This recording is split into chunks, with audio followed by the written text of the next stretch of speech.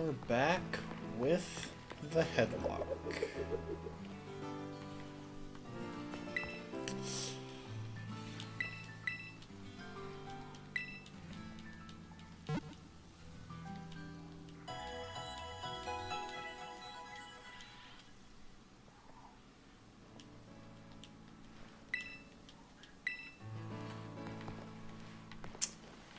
Alright, so when last we left off, we had just finished up the battle with the Open Sky Titan.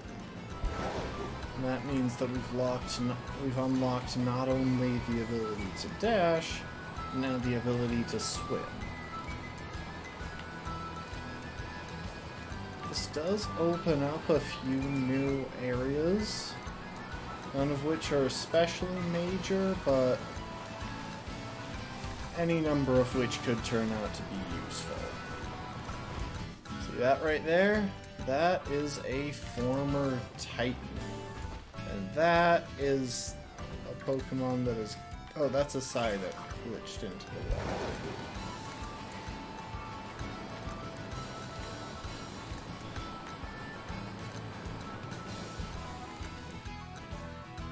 Yeah. Areas such as this one are now available to us.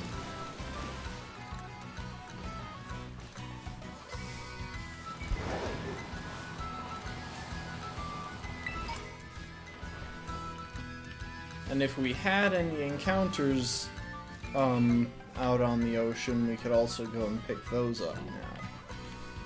With that said, our next target is actually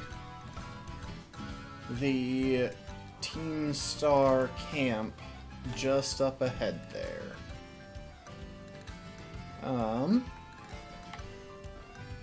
I did put in some time between streams. I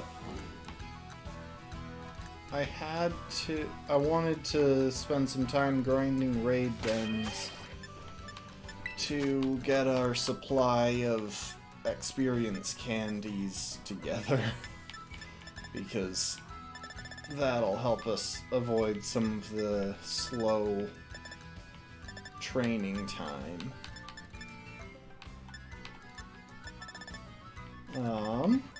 And in the meantime, I also picked up a couple of items. I think the main one that I'd want to bring up is... Oh, actually, a couple of them. The Dragon Claw TM and the Dragon Dance TM, as well as a few other TMs.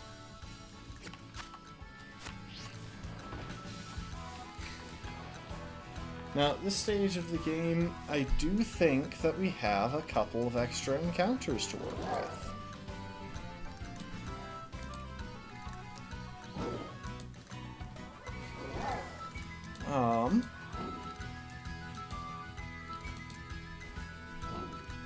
I want to make my way back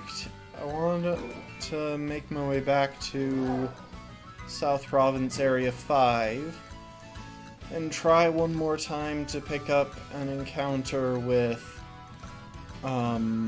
Slowpoke.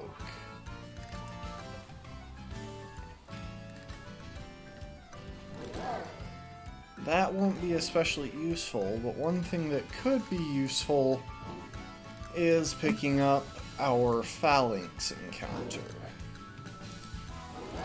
which I think we will want to do, because even though we could potentially take on the Team Star raid without it, having a pure fighting type and a single stage Pokemon, meaning it's got basically fully evolved stats, is helpful. The only thing is, there is a Terra Phalanx that we could pick up somewhere in East Province Area 3 that could also be helpful, as it terastallizes into a Steel type. But given that we already have a Steel type, I'm leaning toward picking it up our encounter now, by heading over to these ruins.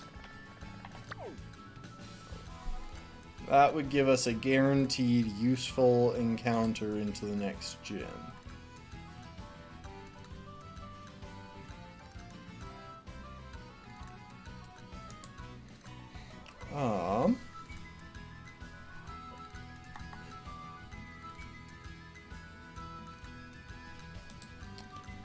There's one other thing I want to check. I can't recall if we had an encounter in East Province Area 1. I don't think so. I think we just had to go straight to Area 2 to pick up Magnemite.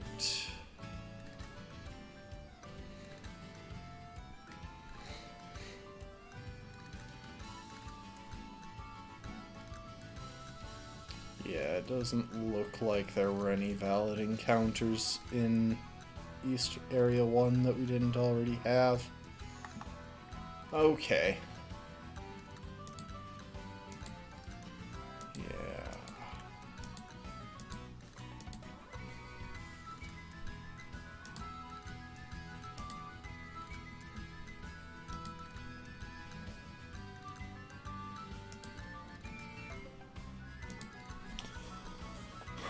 So yeah.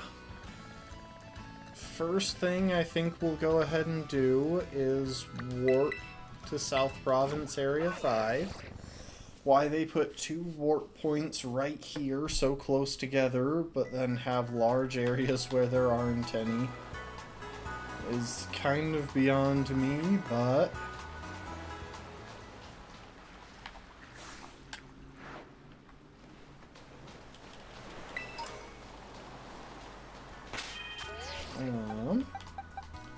I'm gonna leave with Tom and Jerry because they can hit, they can potentially hit Slowpoke with Thunder Wave. If we find one that's at a level that we actually want to bother catching. One nice thing to know about Slowpoke is it's one of the rare few water types that gets fire type coverage, which could be extremely helpful. Okay, hang on, before you go into the water. Nope.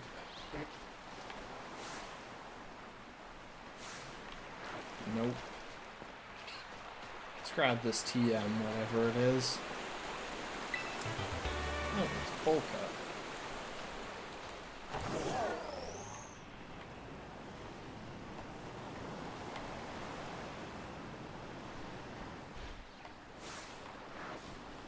think we already looked at that one.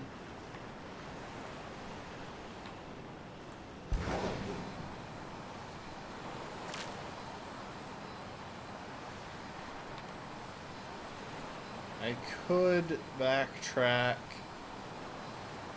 to the marsh or swamp or whatever it is.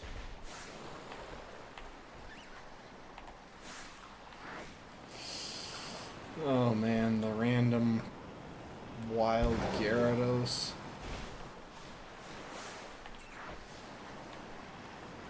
The fact that they had some of these just genuinely scary Pokemon wandering the overworld in recent Pokemon games is still pretty wild. Oh, hey, there's Finazling.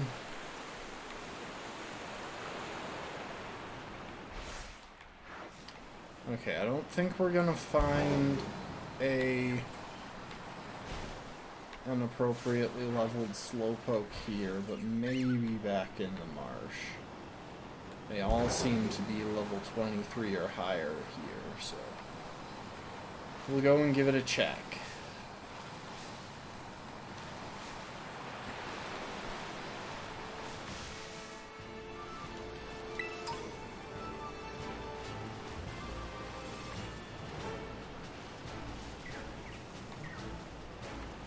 Hi, Ponyard.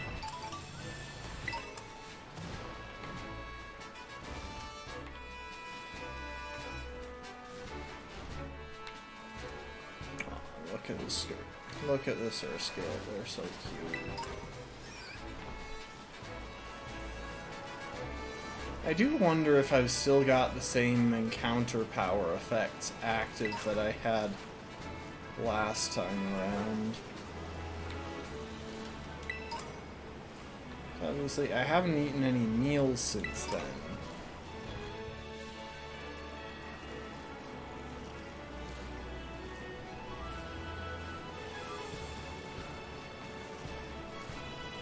And there are the Flamigo. Just a truly terrifying Pokemon. Fighting Flying is such a good offensive type. And you pair that with really solid stats. It's crazy.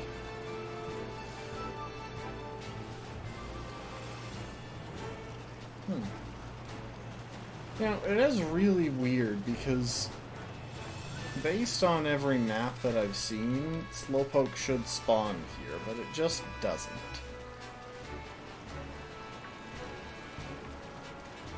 I suppose it isn't... Oh, hi, it's a little Axew.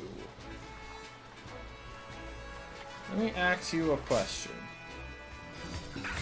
No, we're just gonna run from this. Hi, Bee Marching. Welcome to the stream.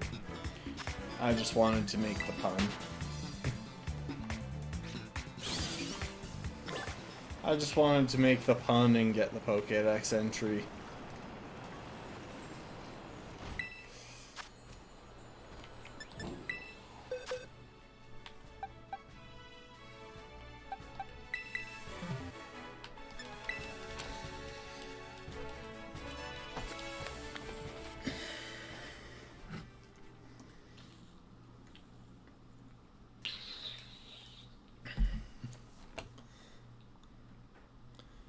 Yeah, it doesn't really matter that we can't pick up the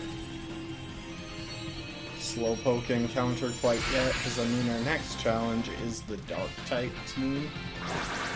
There's very little to add Slowpoke ahead of that, since we wouldn't use it.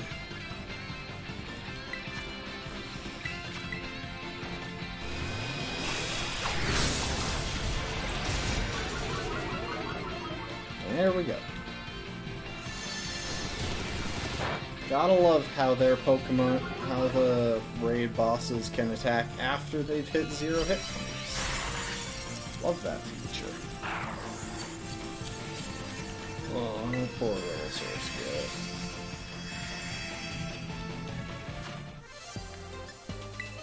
Yeah, it's nice to be able to grind against some of these low-level dens right now, because the further we progress in the game, the higher level dens are gonna unlock. And at that point, we won't have any good way of dealing with them. So, with all of that said, there's no real point in us hanging around here. I'm trying to think if there's anything else we need to take care of. But I think really the only thing to do now is head over to West Province Area 1 near the Watchtower and try and get a Phalanx encounter. And actually, well, we're gonna climb the tower real quick. Not all the way, I just want to get off the ground so I don't get into any matches. Okay.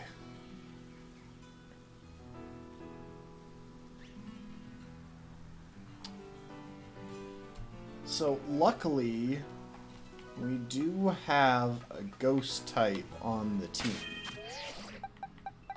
which should make this pretty straightforward as long as we're encountering these guys at the right level. Yeah, because at this level they have no coverage for ghost types. That said, let's see if we can find one at a bit higher level. Just because that would save us some grinding time.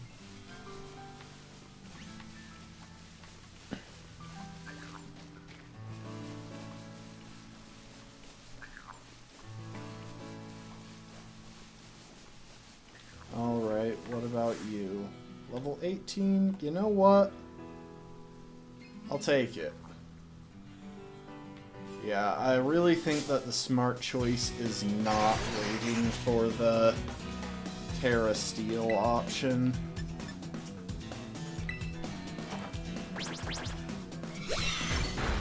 This'll take a minute, because we're gonna be chipping them down little by little. And they have Protect, of course.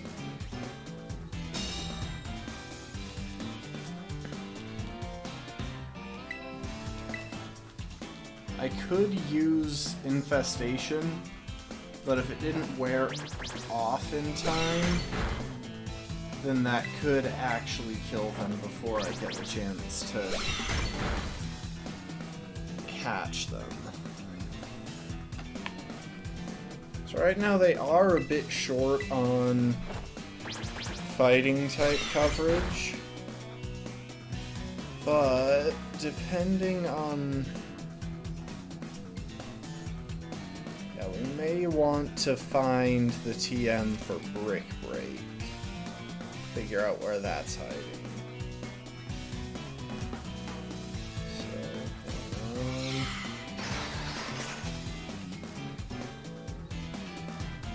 Brick Break. I should... There's a copy in Asado Desert. TM55.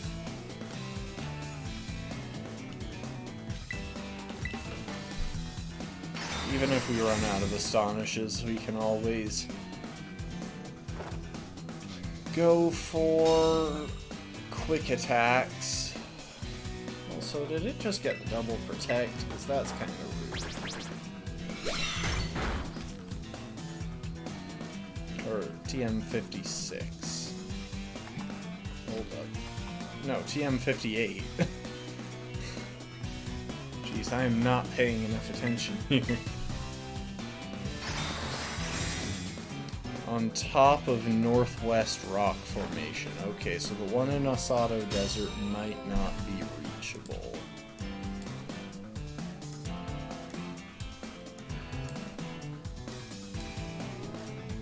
Yeah, I don't think that'll be reachable. Let's see then.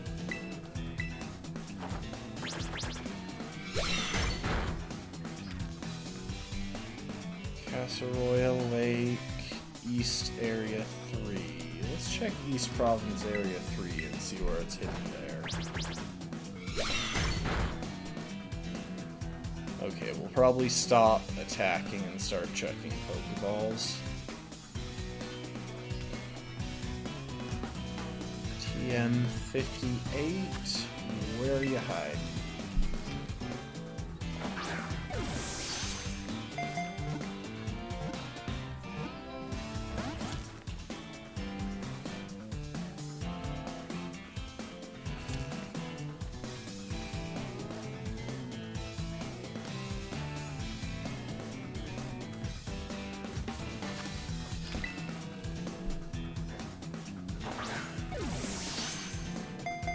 By northeasternmost quarry.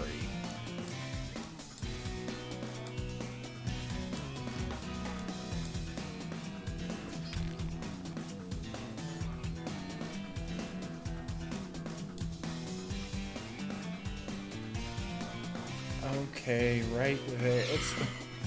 I'm pretty sure it's right next to the Terra Steel phalanx that we're foregoing for this. You know what, let's try a heal ball.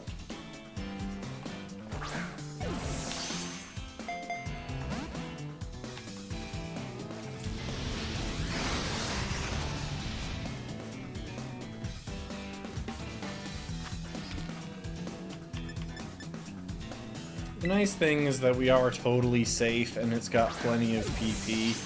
So it's not going to accidentally kill itself with struggle shit anytime soon.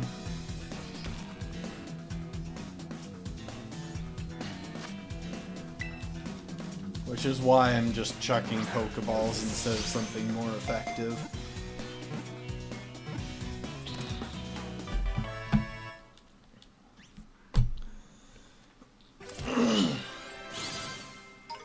Oh my, one of our Pokemon even leveled up from that.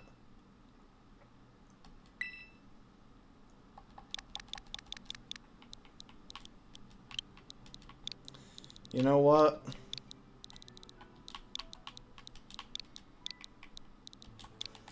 Keep it simple.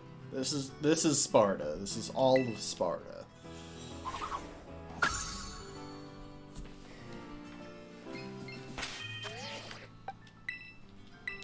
Alright, let's see what the deal is with Sparta. Minus speed nature, not ideal, but then again, it's not exactly a fast Pokemon, so I think we can deal with that. No need to remember moves.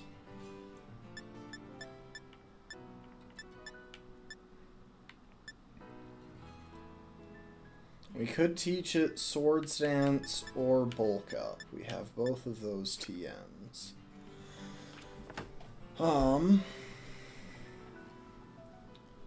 And the plus defense nature is actually pretty good. That'll give it some helpful bulk. There's one more thing I want to do while we're around this area.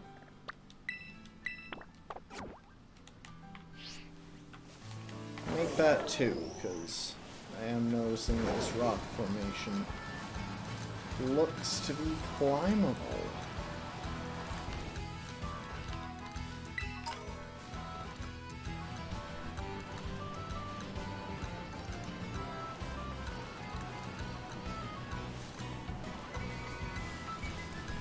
And you know what? Actually, when we come back... You know what? While we're here. Indecision. Sorry, folks. While we're here, I want to show y'all something cool I discovered playing by myself. So right down there is the Team Star Gate. We're up well above it. Now, the game has safeguards in place to prevent you from just jumping over the gate. We can do that. Notice how there's no way to climb this particular wall in our current state. Oh, hold up a sec.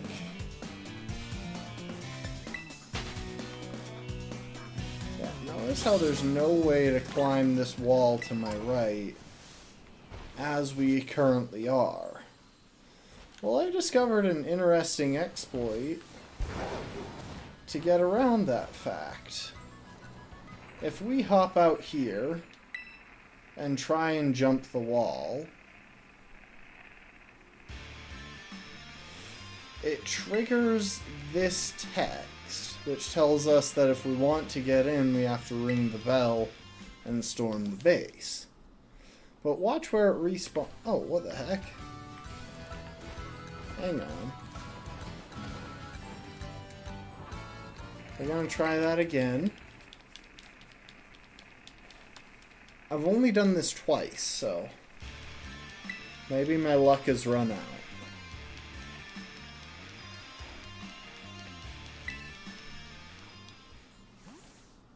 Come on, let's see it. Dang it. A couple of times when I've done that, it spawned me up there. Maybe...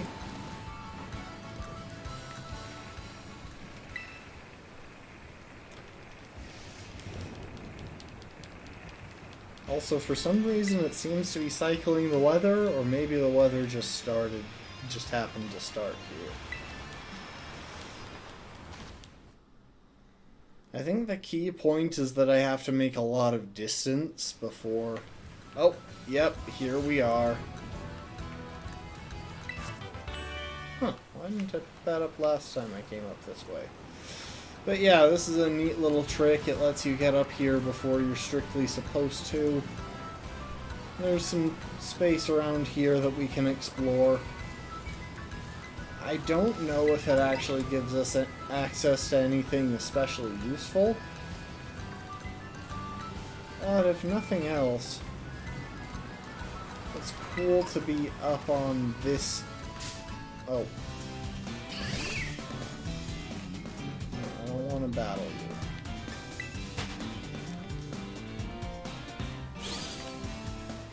It's cool to be up on this plateau area before the game intends. And you can actually follow along this back wall to get all the way over to here close to Medali. But yeah, it's relatively easy to pull off. Fun little exploit.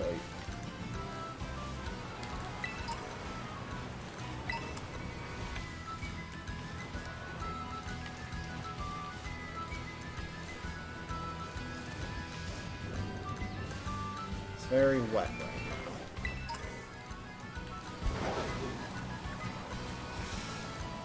So let's see where all we can go over here, because I've only used it in the past to head over towards Medali and Cascarafa.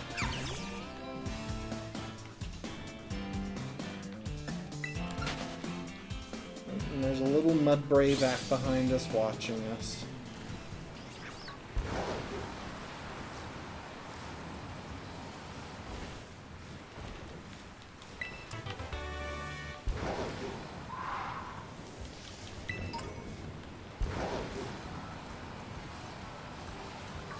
Oh, heck.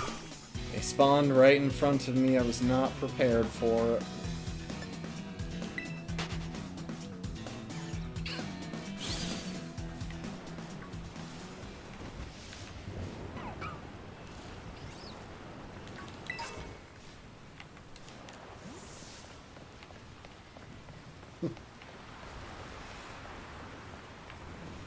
But yeah. I just find it kind of funny. I'm pretty sure there are a good number of exploits like that throughout this game.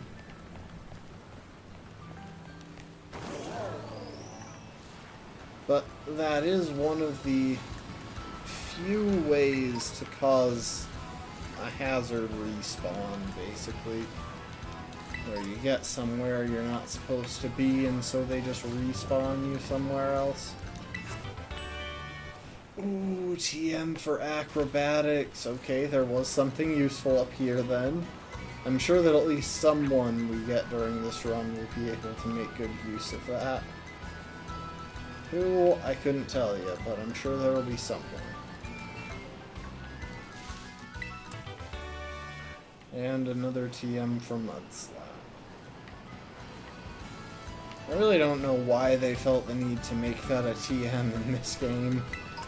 Like, back in Gen 2 is one thing, but nowadays?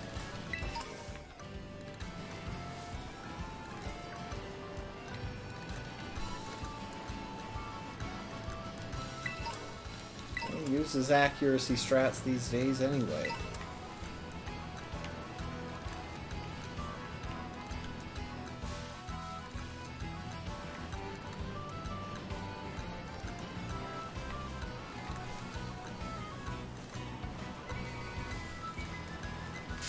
Oh. These guys always sneak up on me, because I can just never spot them.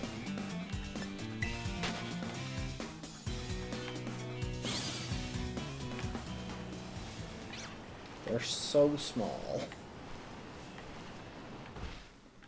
Yeah, so there's the path toward Medali and Cascarafa.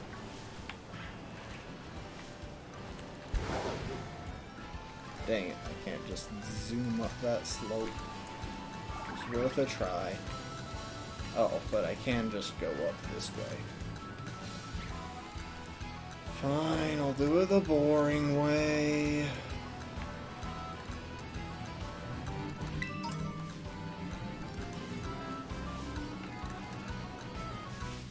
Oh. It's a Tinkatink.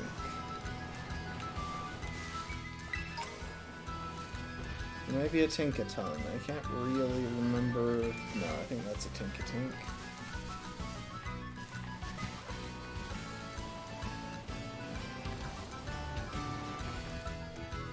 Oh, and there's one of those ominous stakes that I still haven't... Oh. I still haven't pulled all the ominous stakes on my own file. Yeah, another thing that you can do with this is make your way around the Team Star base, and there are a couple of items and TMs up on this high area. If you make your way along the backside of Cascarafa, you'll get access to a couple of TMs on the wall there. All told, it's a fun little gimmick. Still, with all of that taken care of, we're going to fly back here, get the warp point into the to the nearby Pokemon Center, and then we're gonna head off and find that TM for Brick Break. Also, welcome to the stream, Steve and Lastborn. Glad y'all could be here.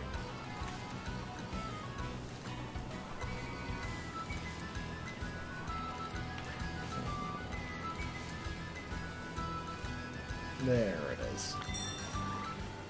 Do I have enough battles to get a reward from you? Okay, I need one more to get the reward from him. So, a lesson about wheelchair accessibility in this game. What if people planned buildings and parks in real life specifically to be accessed by things with wheels? And yes, this is basically a gas station. Yeah.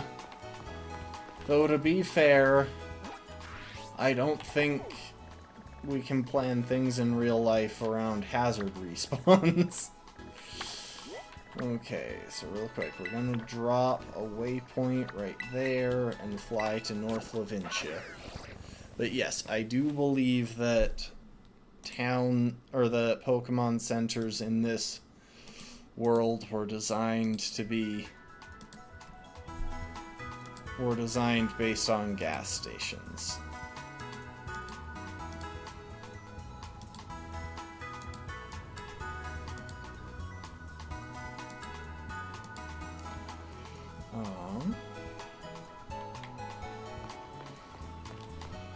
Okay, now we do need to be pretty careful. Because there is at least one Pokemon that we can encounter in this area, and I'd rather not encounter it before we're actually ready to try and catch it.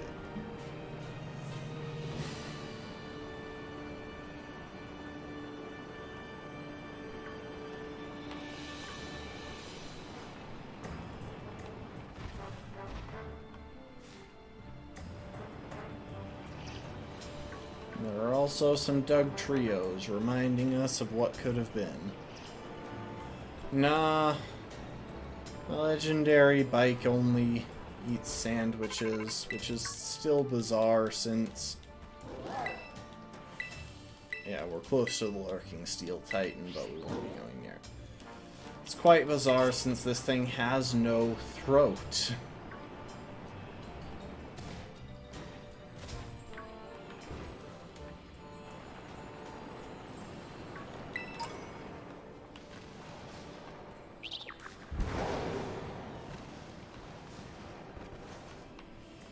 Dang it.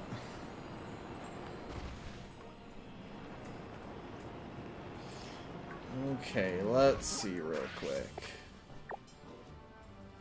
Okay, looks like we have to make our way all the way around that. Or over to there. That looks a little bit faster.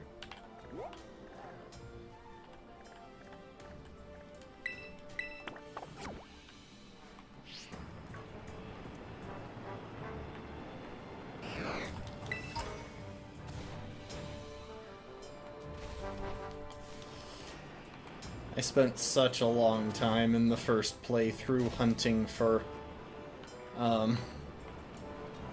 gimme coins among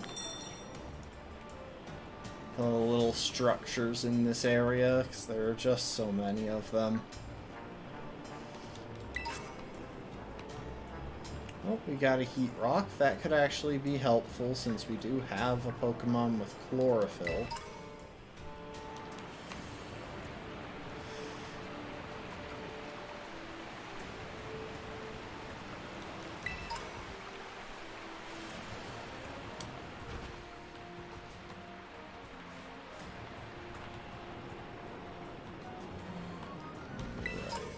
see if we can find that TM near here.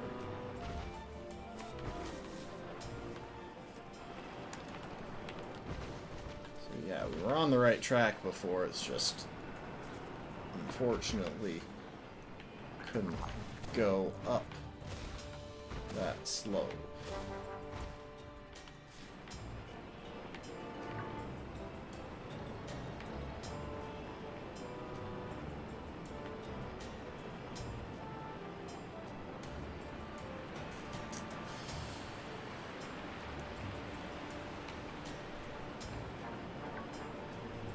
I still kind of wonder what they're going to try for the next Pokemon game. Like the next mainline game. It would be a bit strange to do this exact same setup over again. There we go, we got the TM. No, the reason I passed Doug Trio is because I've already had a Diglett. So species clause is activated, mean I can't catch it. There is another encounter in this area.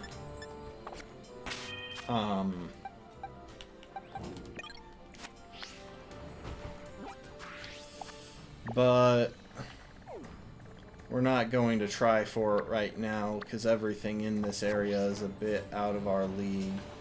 Like, if we take a moment and look at this Voltorb, it's level 26.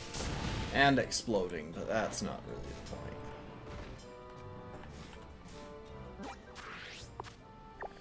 Yeah, so Diglett died during the first gym. It was actually our first encounter all the way back in Inlet Grotto.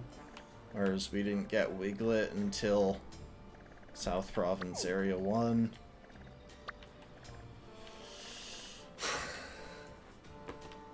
And it died during the first gym because I didn't have the foresight to realize that we could get a Scovillain under the level cap. Which would have absolutely trivialized the whole thing.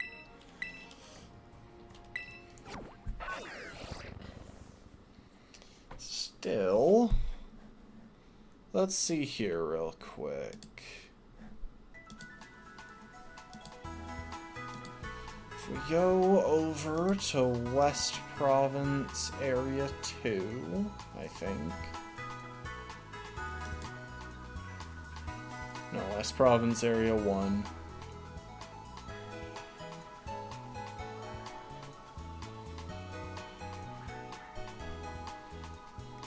I just want to double check what the Team Star trainers outside of their base are carrying.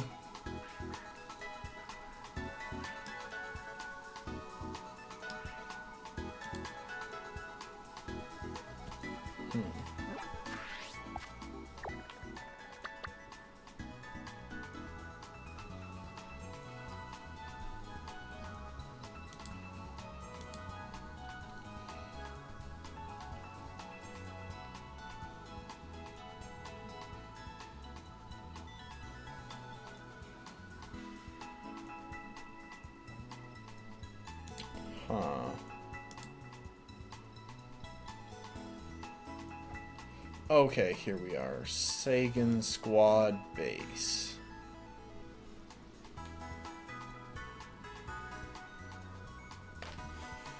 So out front, there is a match against a Murkrow and one against a Ponyard. Murkrow is definitely the scarier of the two.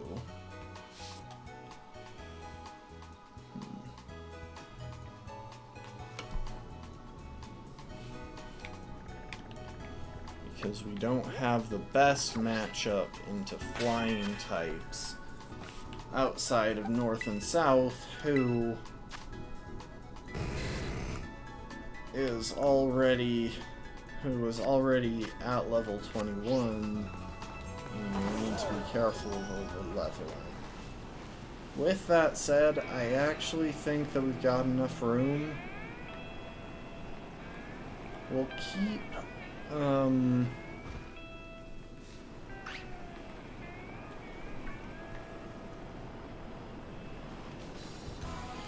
Oh, wait. It's just the... It's just the one Team Star grunt out front. I love how they stop me right before I can pick up that item sitting there. So yeah, we're gonna take on the Team Star base right after I go to the bathroom. In the meantime, I'm gonna leave you here with Clive. I'll be right back.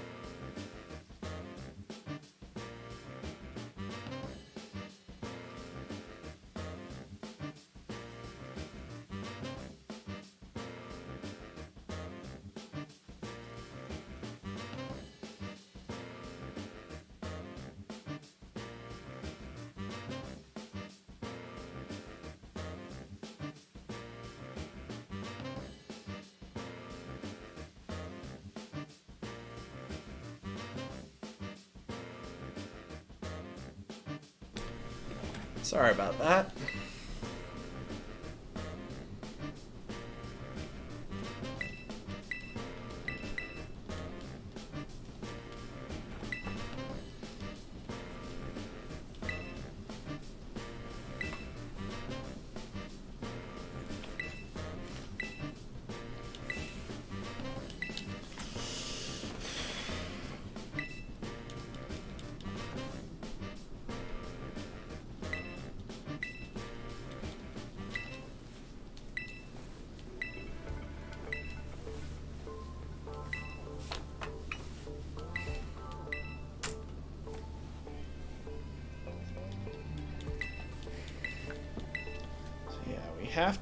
We have to beat the grunt out in front of the base.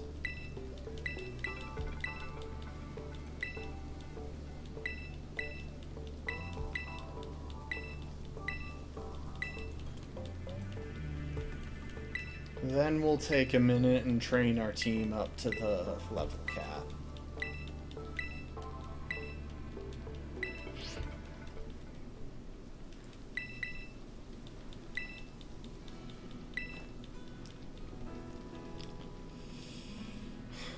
Crazy, but I feel like I've seen Clive somewhere before. Maybe he's in disguise or something? I don't know. Okay, so real quick, we are going to go ahead and teach this guy a couple of moves. The first one being Brick Break.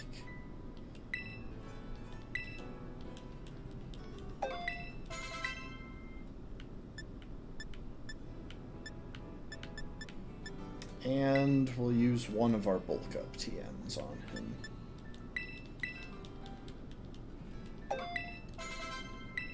We'll leave it at that for now.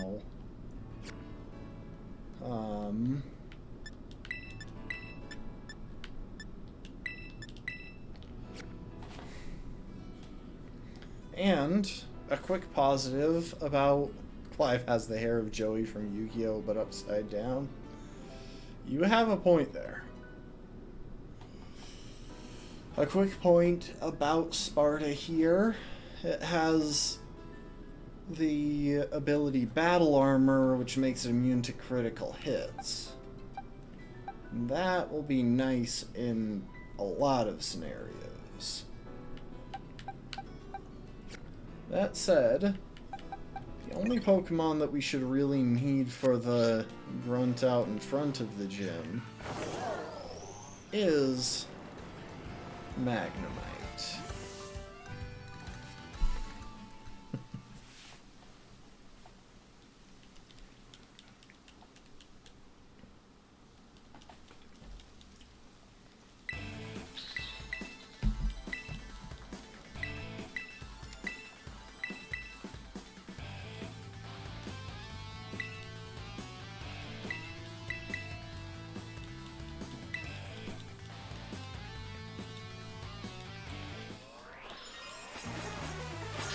It is very helpful that Magnemite is available at the current level cap, because otherwise these flying type Pokemon would actually be a really big problem.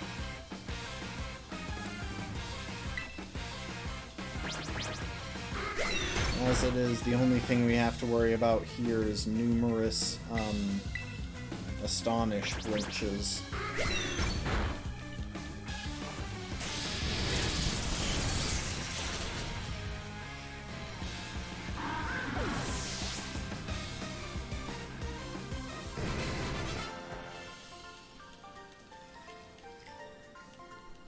We won't edge our team close to the level cap, because, like I've mentioned before, I think, we don't gain... Actually, no, we will edge our team close to the level cap, I think, because we do gain experience during the battle with the Team Star boss. Even if we don't gain experience during the battle with, or during the raid.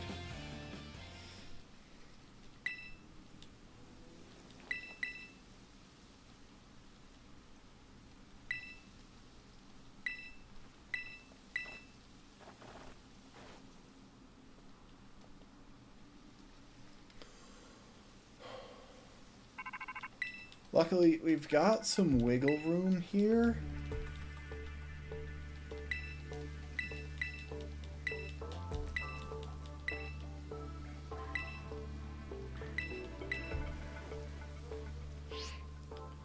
Yeah, we've got some wiggle room to work with here.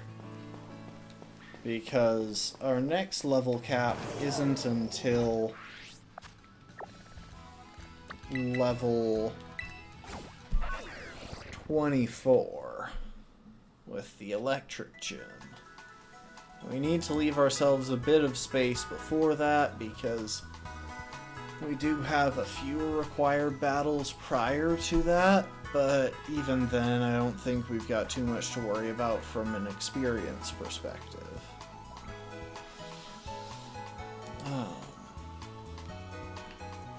Alright, next thing, we're gonna heal up the team, and we're going to look at the trainers here in West Province Area 1. The ones that we haven't already battled.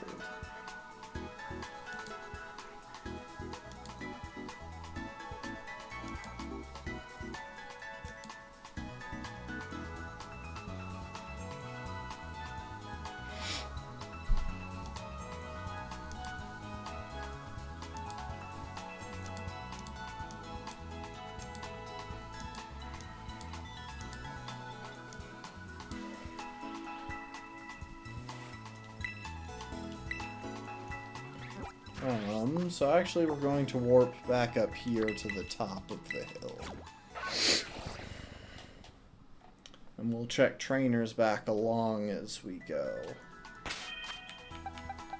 want to lead Sparta to get some extra experience on it. So yeah, I know we've battled this person already. She no longer has the yellow words above her head.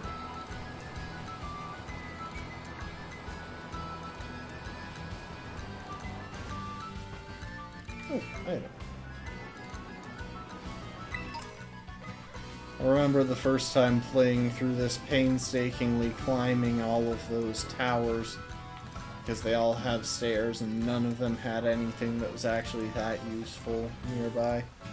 Okay, this person is Enrique the student. We have a Pineco and a Nimble.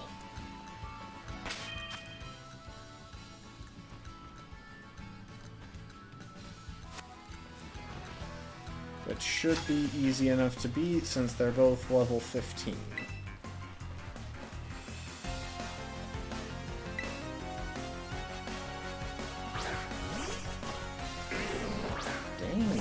Hang on, look at the detail work on that Pineco.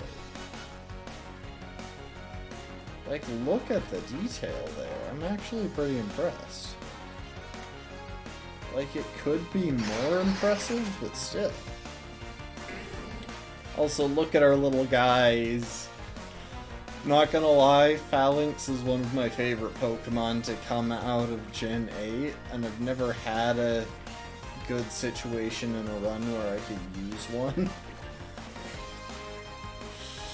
Okay. Hang on, what does a Pineco know at this level? I should actually check that.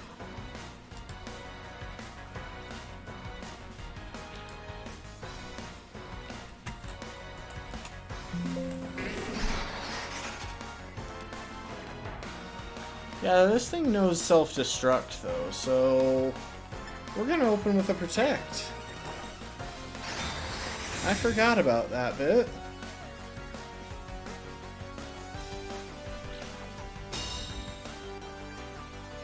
So actually, we are going to want to switch into Dev and Corny. So we'll be immune to this thing's normal type coverage.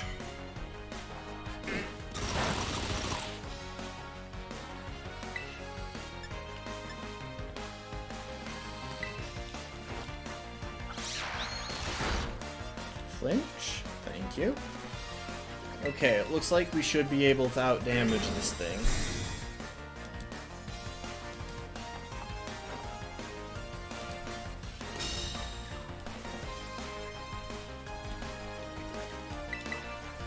Assuming it doesn't get multiple crits, we should be alright. Yeah, I completely forgot that self-destruct would be on a Pineco this level. Of course, self-destruct or explosion would be on a Pineco at most levels. So I really should have thought of that before. Yeah, could you stop spamming Protect, please? It's just annoying. Luckily, with his next Pokemon that comes out, we'll be baiting either Assurance or Astonish, both of which should be a pretty free switch.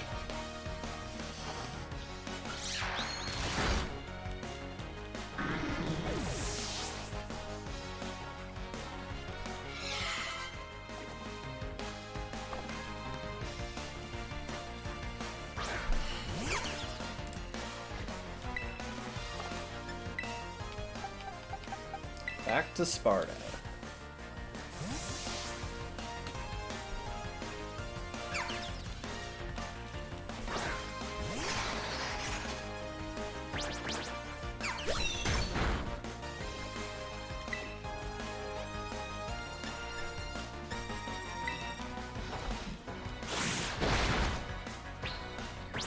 I'm actually pretty surprised we outsped there.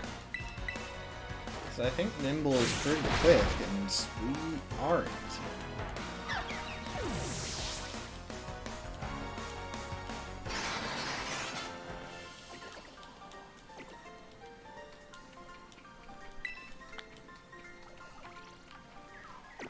Okay, that's enough to get our reward in this area.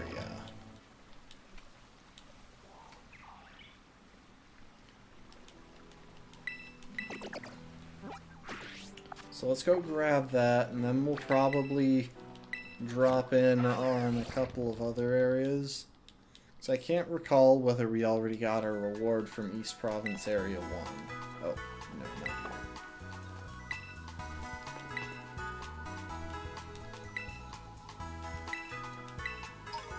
We got the Clear Amulet, which is actually pretty decent. There are a lot of stat lowering strategies used by AI.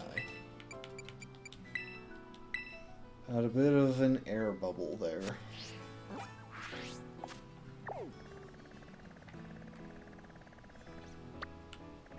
So, let's pop over here to East Province Area 1.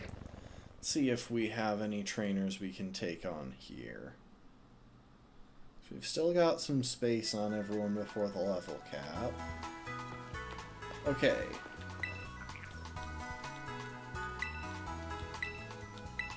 Five trainers to get a prize. In that case, we're going to warp up to the top of the hill and follow the path along down.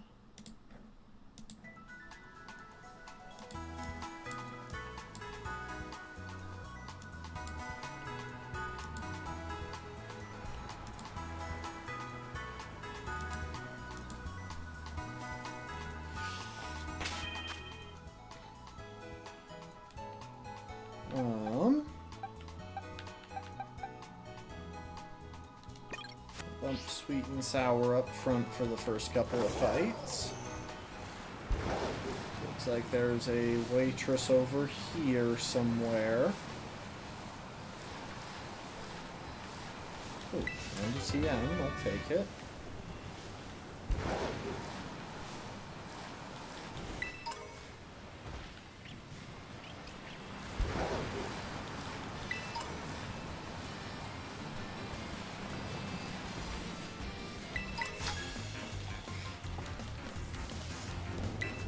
The waitress over here has, I believe, a Psyduck.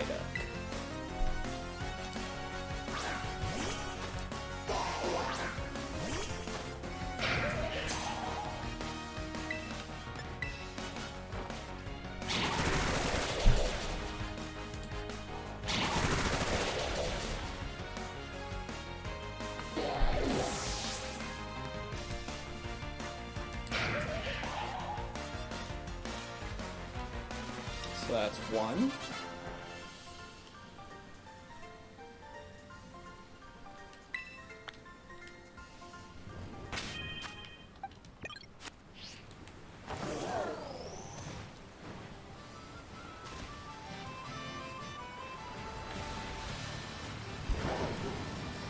Dang, lightning storm.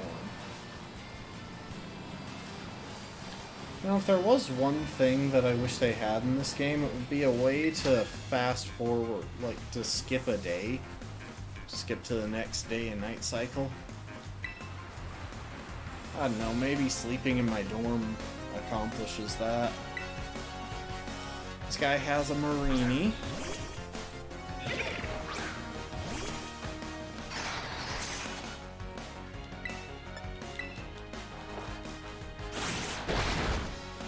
We don't have any especially good matchups into this thing, but we can muscle through it with Sparta. I'm surprised that wasn't a two-shot.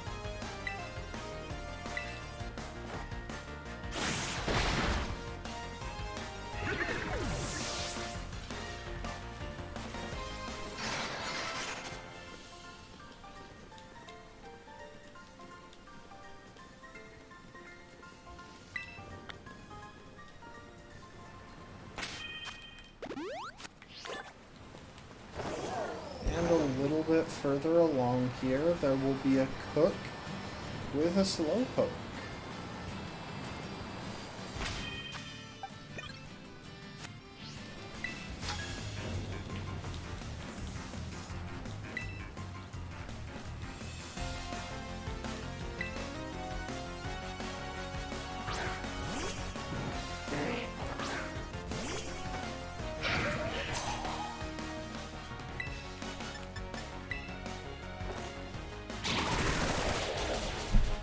Okay, so that's 3. We need 5.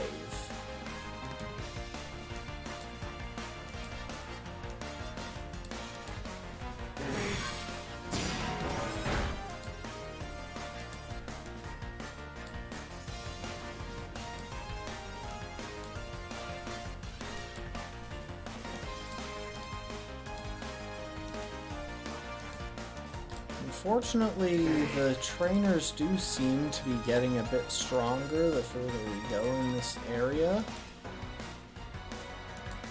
But I think I see a couple that we can deal with pretty safely.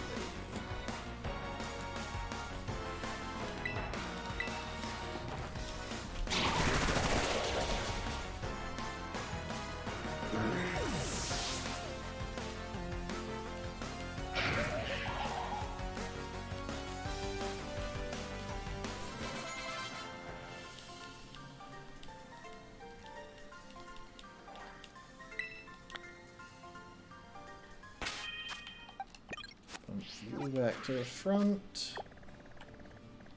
Then we're gonna fly up here.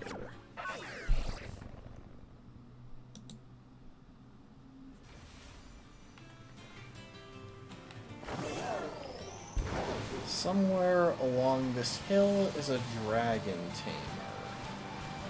And the nice thing about facing a dragon tamer at this level is they're gonna have a pretty lousy Pokemon generally.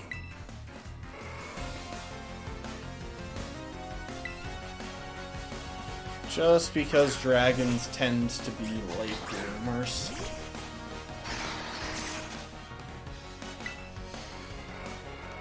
So even though this Applin is level 20, it is an Applin. So yeah, I think Astonish might actually be its only attacking move. Use Headbutt, see if we can get a flinch. Ow.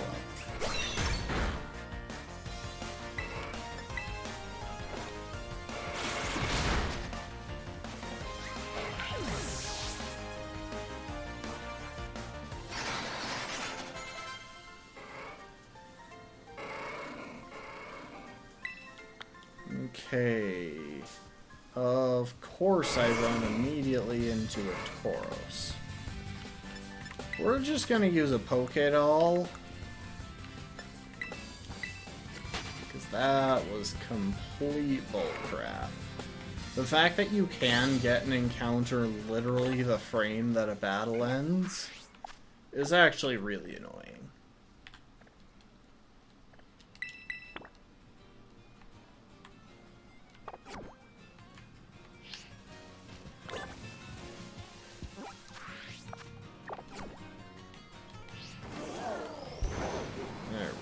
That's what I meant to do.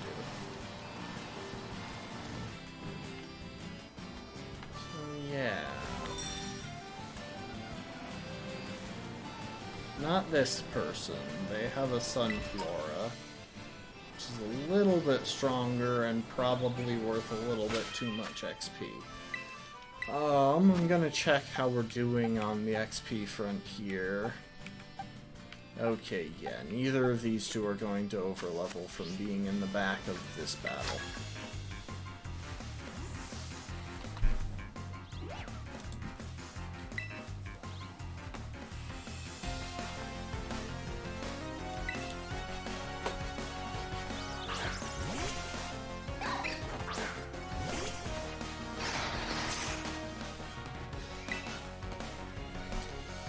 So, yeah.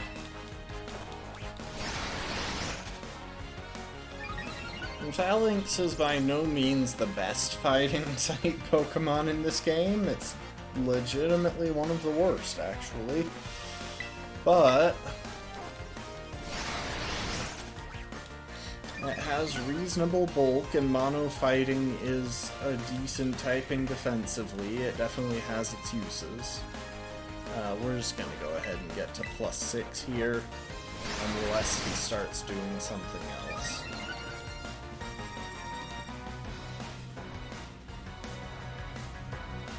Because if he's going to spam counter, then we want to make sure that we one-shot, and this might be a bit overkill, but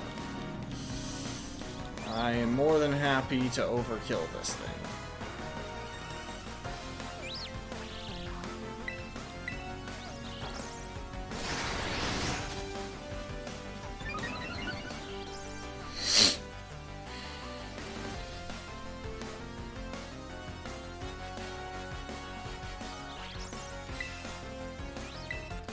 Okay, last bulk up. We'll be at +6, which should easily guarantee that this thing gets one shot. I am going to double check something.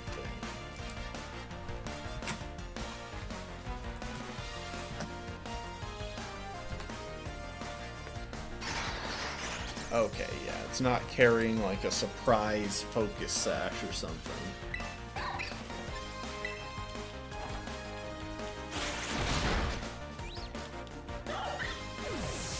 And counter is its only attack, so failing all else, we could have just pivoted repeatedly until it died, or until it ran out of counter PP. Or freely brought in a special attacker. Anyway, that should be 5, so now we can go and pick up our reward from this area. And I think that'll be us up to date on, up to date on all of the rewards. We'll also heal up.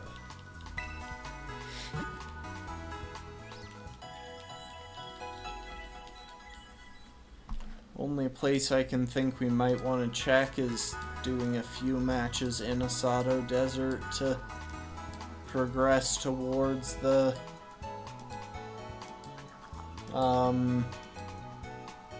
reward there, but I think that might be a bit too high level for us in most cases.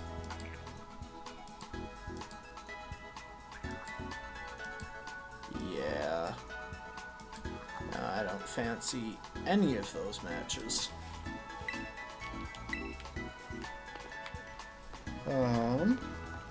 Give me my prize. Loaded dice. That's actually pretty good. We're going to give it to the same... Actually, you know what? We're going to give it to Tom and Jerry, I think, because they also have Bullet Seed.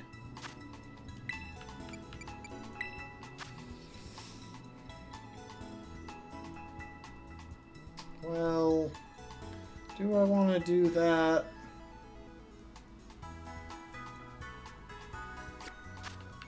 No, we'll give it to Sweet and Sour for right now. Hopefully that isn't long term, because I'd actually very much prefer to have a grass move other than Bullet Seed on them. So even though it's good high base power, it's going off their physical attack, which is not good with a modest nature.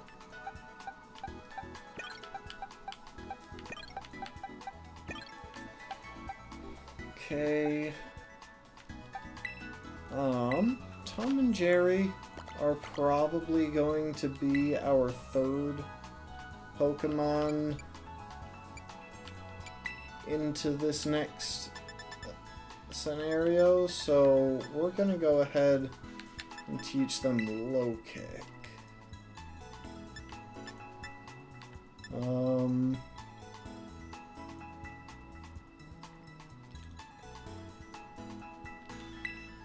don't really have the bulk to take advantage of Echoed Voice anymore anyway. I'm tempted to teach them Low Sweep, but like as an alternative for dealing with enemies that aren't heavy, but at the same time I don't really know that I care to. Sparta, congrats, you get a held item. It's going to be the Assault Vest, I think.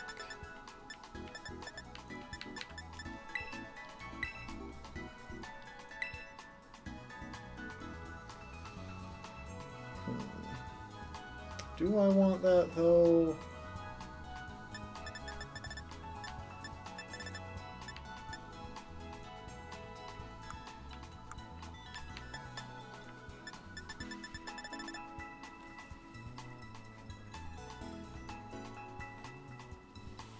That does prevent bulking strats. You know what? We're going to swap in a Chesto Berry, actually.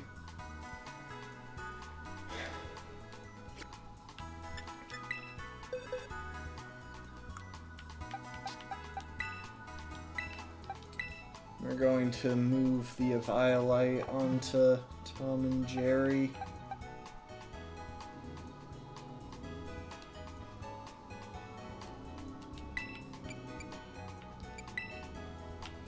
Give North and South a clear amulet.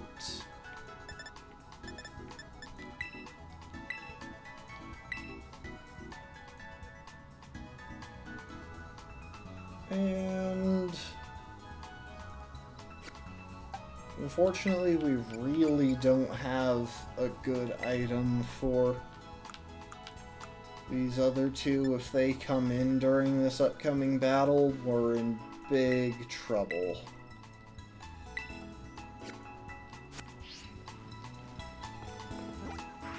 Anyway, let's warp our way back on over to West Province Area 1. We'll use candies to do the rest of our approach to level 21.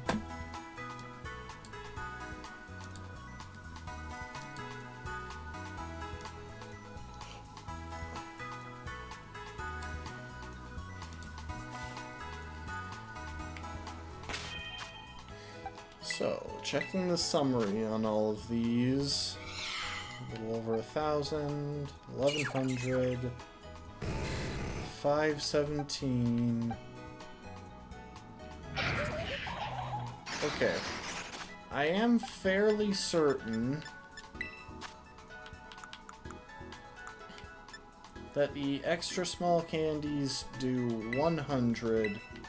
And the small candies do 800. We're gonna test on Dreepy. Okay, small candies do 800.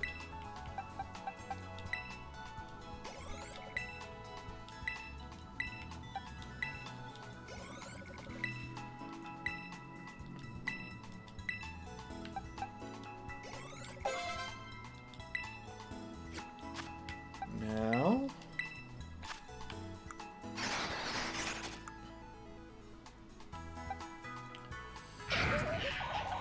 55, 3, 2. Okay, we're gonna double check and make sure that I was right about how much the extra smalls do. Okay.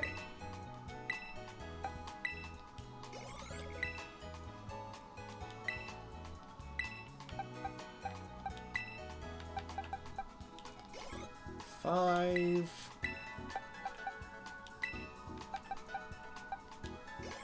5. That one's close. 3. I believe 1. And let's make sure that everyone is where I expect them to be. Yeah, so they're all within 100 of the next level, so they all should level up after I beat the first Pokemon in this next matchup. I'm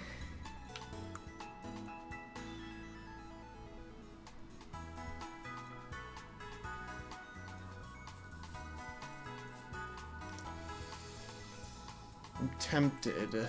I'm very tempted to use a mint to give Phalanx a nature that isn't minus speed. Because that would help a bit with the second matchup, or yeah, with the with the Poniard that is led into the boss matchup. Okay, so we've got 1130 to go, so we'll want one extra small, or one small, and 3 extra smalls.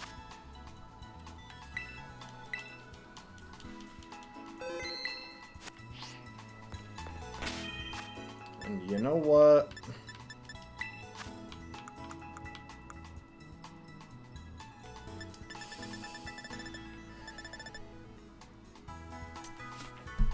Hang on. Going to check one time real quick here whether there is a better Pokemon, a Pokemon that I should really save this for.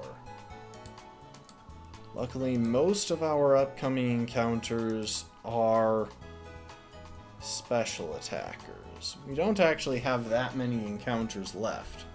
Remember, there are 13 encounters in this game since I'm not using Fuecoco. And we've already had 8 of them. That said, yeah, I think it's pretty reasonable to use Adamant Mint on Sparta and Hasty Mint on no one, because I want, actually,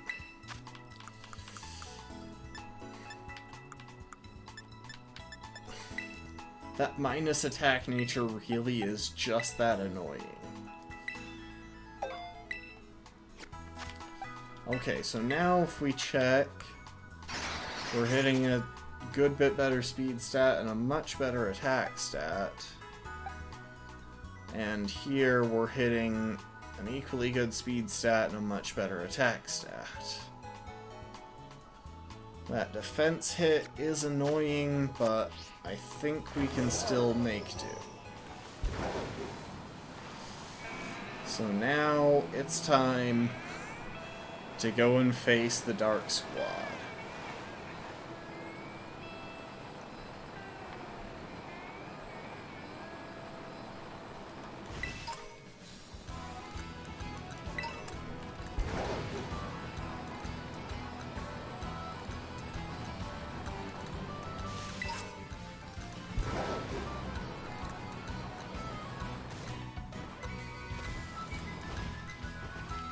Sagan Squad's base, West Province Area 1.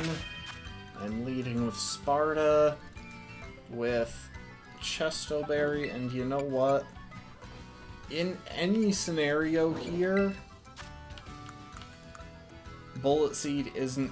Actually, there is one scenario where Bullet Seed could turn out to not be the best move, so... let's do it. We're in a good position for dealing with the, Sagan Squad.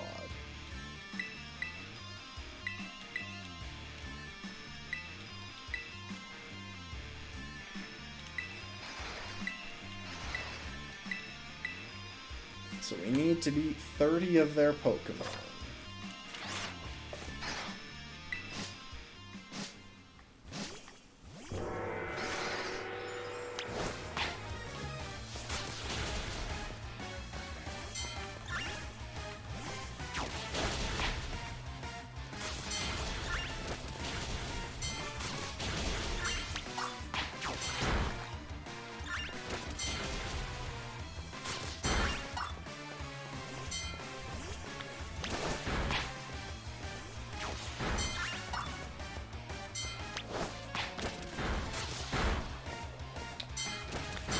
Tom and Jerry have taken a little bit of damage. The other two are pretty much full health. The one thing that we do want to avoid is any Murkrow, because none of our Pokemon on our current team are suited to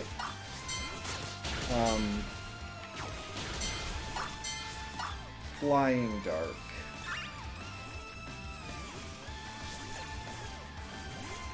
Why do you keep sending Sableye against me? I've got the wrong Pokemon over that.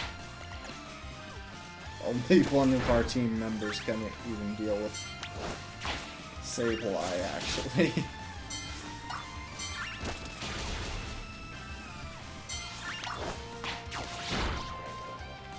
Okay, I am pretty sure we get a full team heal right before going into the boss fight. Either way, our two best Pokemon are still at full health because they've just absolutely been wrecking them.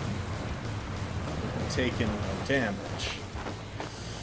Okay, so his lead Ponyard does have Aerial Ace, which is why I wanted to make sure I had the speed advantage. We're not going to outspeed the second Pokemon. That's just a fact.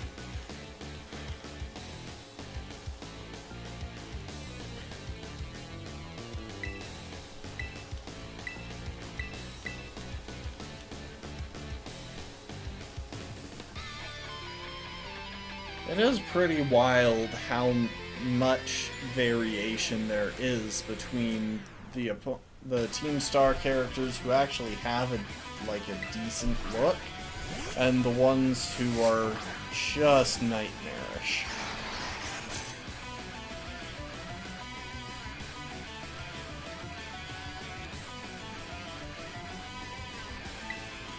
Okay, so first things first, yes, we do get a full heal between the raid and the battle. And we outspeed Ponyard. Okay, so we're going into this next one with full health.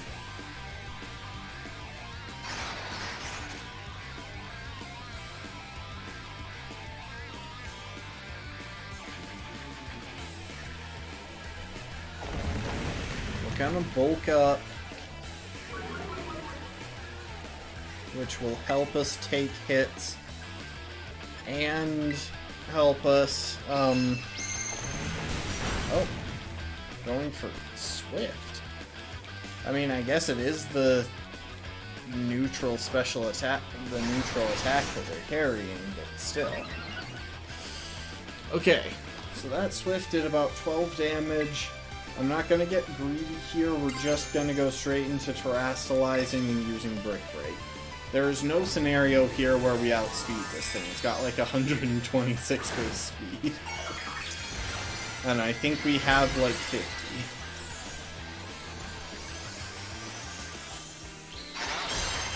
Look at them! I love them so much. And just look at their little walk. Right, left, right, left. I love them.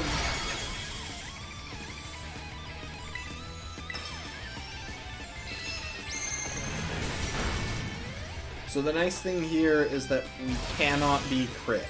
There's no scenario in which they manage a critical hit against us, which means we've won. Even if we were subject to crits, Swift wouldn't kill us there.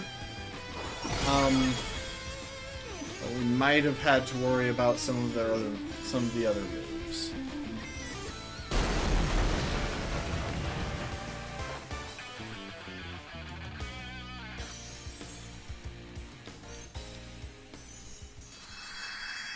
This was a 6v2. What are you talking about? It's just one of the two happened to be a Ponyard that didn't have a dark type move.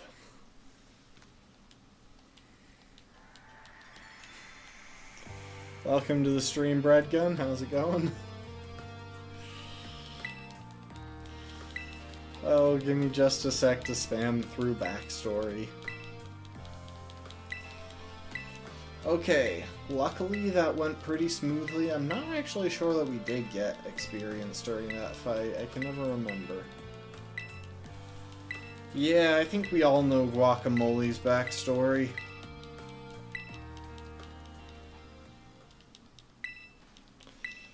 Fair is fair, he has one of the better outfits in Team Star. In fact, he has probably easily the best outfit in Team Star.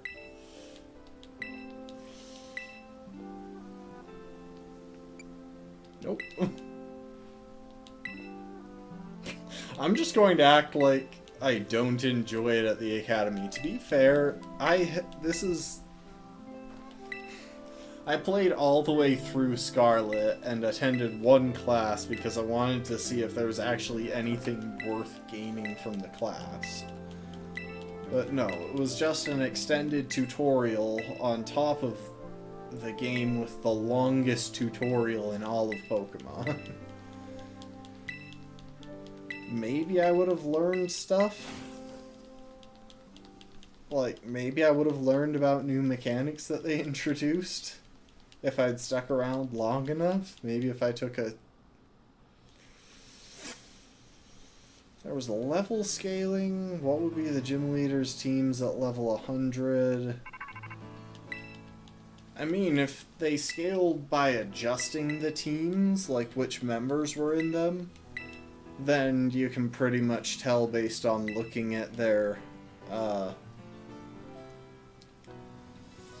post-game teams. I think that's more or less what we would have seen. We got some LP and some TM stuff.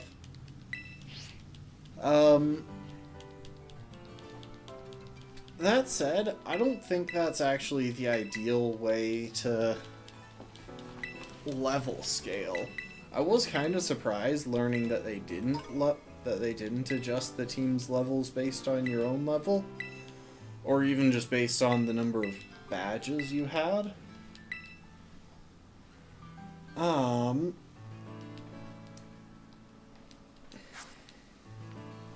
But if it were me designing the level scaling in the game,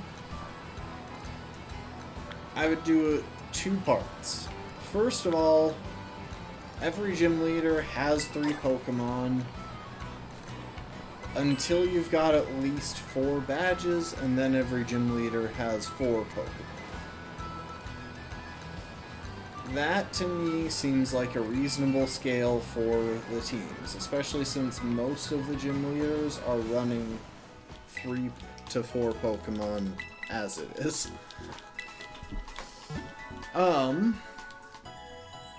And then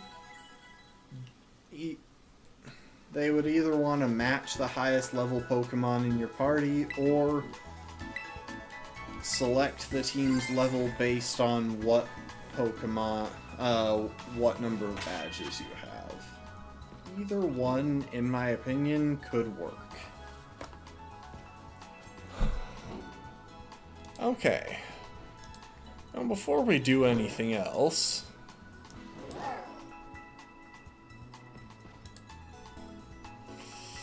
eventually Dragapult will be carrying us. Well, Dragapult and Hydreigon. Of course, that's pretty much strictly... For Hydreigon, we literally can't fully evolve it until after the Elite Four.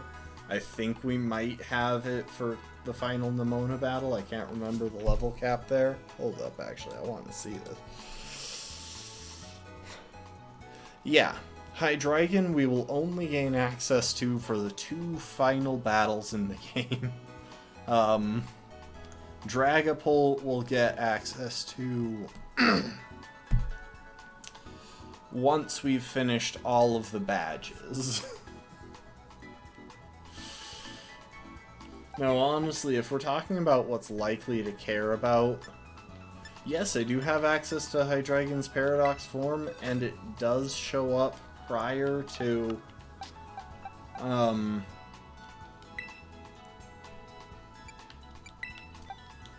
it does show up prior to the, final fight. Like, I don't have to officially beat the game in order to get it.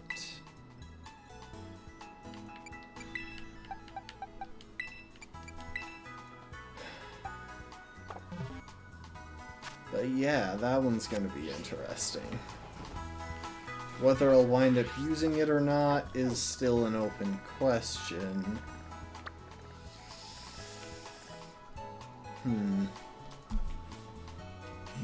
King's Rock Mousehold. Yeah, population bomb will be fun, assuming Mousehold survives that long, which I'm hoping, or assuming Tandemouse survives that long, which I'm hoping it does. But I'm not holding my breath. Especially because we do still have to get through this next gym. And not only is the upcoming gym difficult, like, honestly, the electric gym in this run it's genuinely one of the hardest gyms in my opinion. Like, the first two Pokemon are really easy to deal with, but yeah. The Mismagius that terrestrializes into an electric type in the back frightens me. Alright, let's see now. Come on, where do they list the Nemona battle? Okay.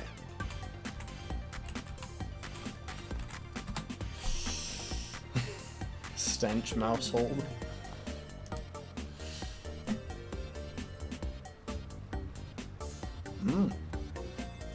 Yeah, that does sound scary. To be fair, Flower Gift, or whatever it's called, is insane.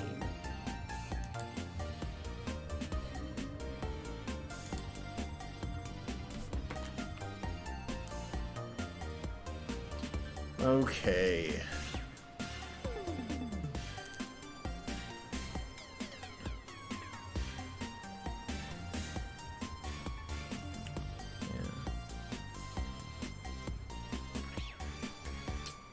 I think I've got a pretty straightforward strategy for dealing with with the upcoming Nemona fight, which is pretty important. Because the Nemona battle is arguably about as dangerous as the gym leader. A bit less, but it is possible to lose a Pokemon if you're not smart about it. Now let's see real quick. We can definitely go pick up our...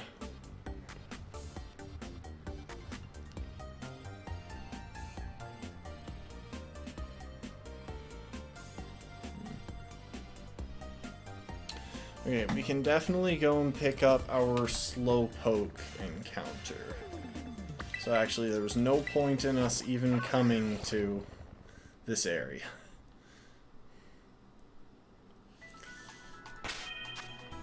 What does a level 23 Slowpoke even have?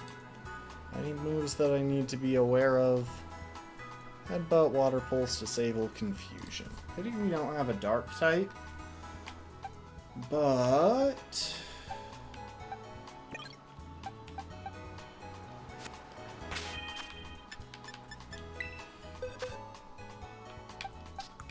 if we go ahead and swap the Eviolite back onto Tom and Jerry, and we keep Sweet and Sour in the back to come in once that's all taken care of. Shouldn't really have much to be concerned about. Okay, hi Slowpoke.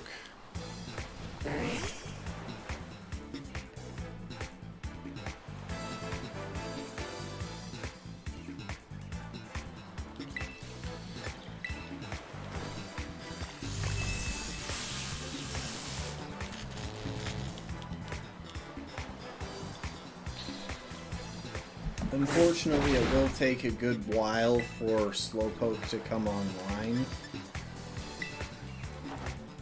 I really don't... Yeah, even if we get 5 hits, we're not gonna kill this thing, and we only got 2.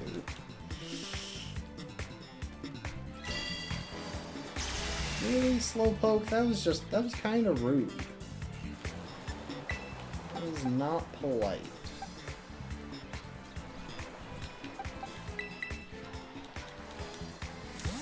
Swap in Sweet and Sour. We won't do any more damage, I think. If we have to, we can go for Flamethrower, but honestly, I'd rather just throw a Pokeball.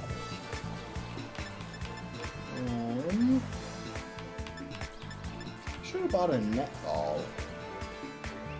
Well, anyway, we'll go for a Great Ball. You want to just stay in? Thank you. Oh. Leaning forward like that sent my camera all blurry. Ooh, Tom and Jerry is learning Encore. That's actually perfect.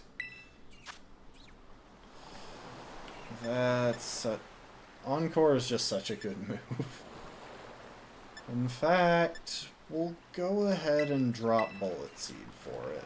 There isn't really a good reason to be carrying Bullet Seed when we've got another Pokemon that knows it. It is always vacantly lost in thought, but no one knows what it is thinking about. It is good at fishing with its tail, and we will be relying heavily on that.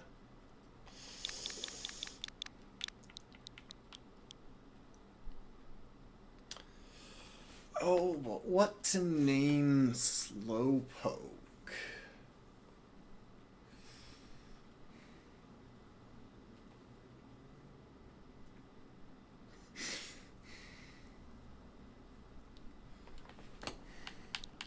You know what? I'll go with it. Just for the irony.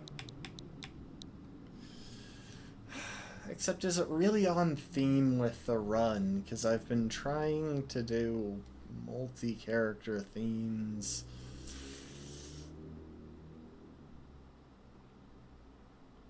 Oh, I know. Hold up.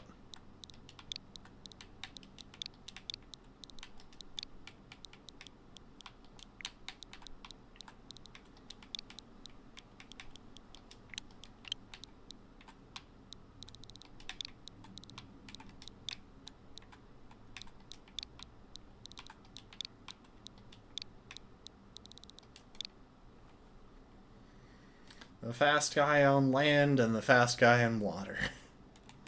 I think it works.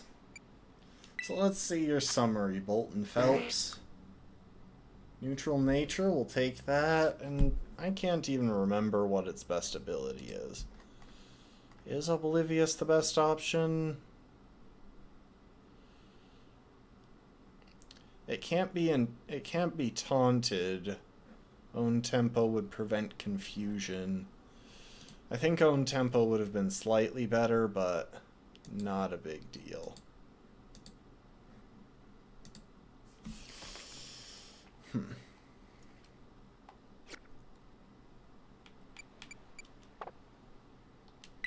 Yeah, I mean, it can't be intimidated, but at the same time, Slowpoke isn't a physical attacker.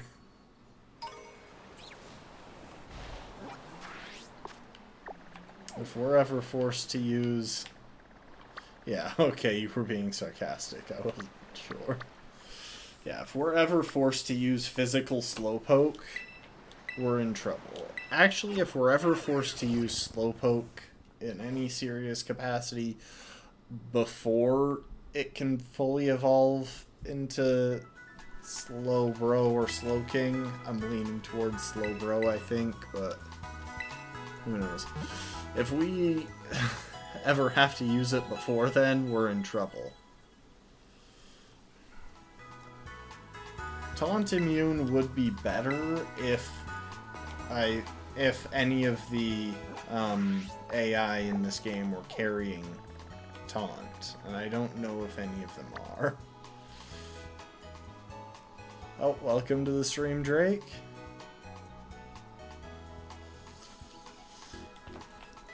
Pint of strawberry ice cream? Enjoy. Iron Defense Body Press could work.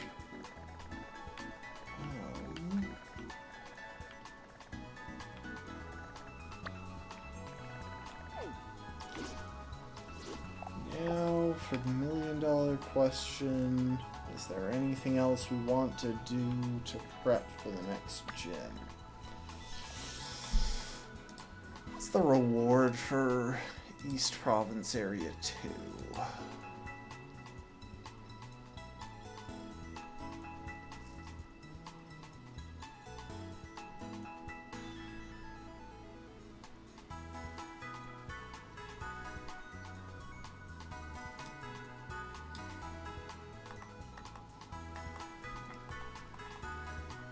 Maybe the person is technically in Leventia.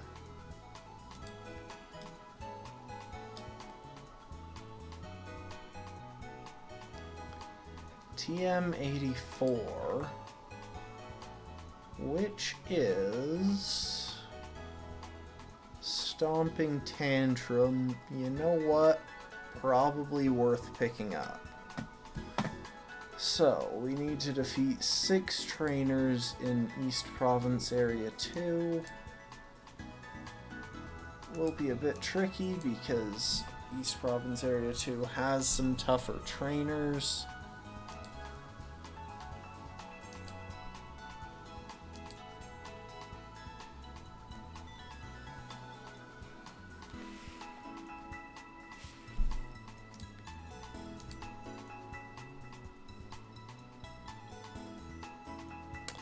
DLC deletion bug?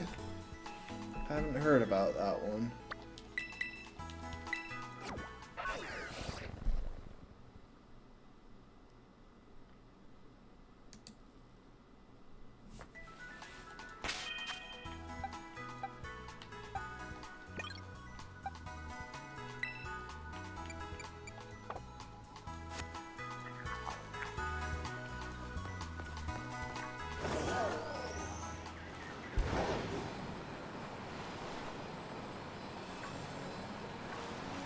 Okay, so this person has an Alomomola. Oh wait, no, this person has... Yeah, this person has Alomomola. Oh, I did hear about that briefly on Discord somewhere, I think. No, I haven't spent money on the DLC yet. All I know about it is that it added a couple of legendaries, and I haven't even caught the legendaries that are already there in my main pile.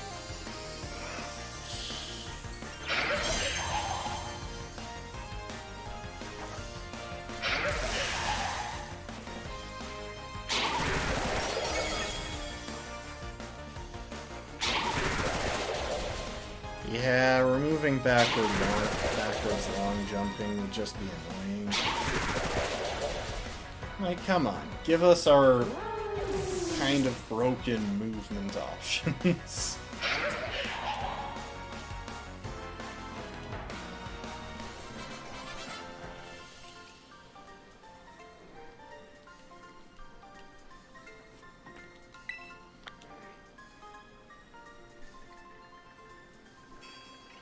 Like, if there's one thing that they should learn from Breath of the Wild, it's, you know, don't remove all of the fun stuff that isn't supposed to be there.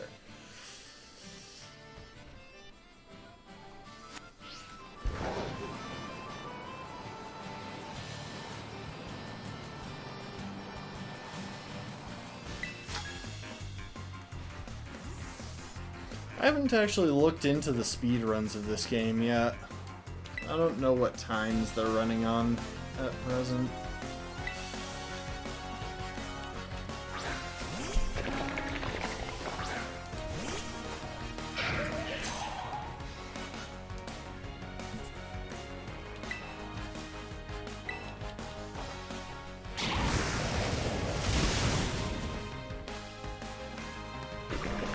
It looks like a bit further along the trail we'll encounter someone with a sandile.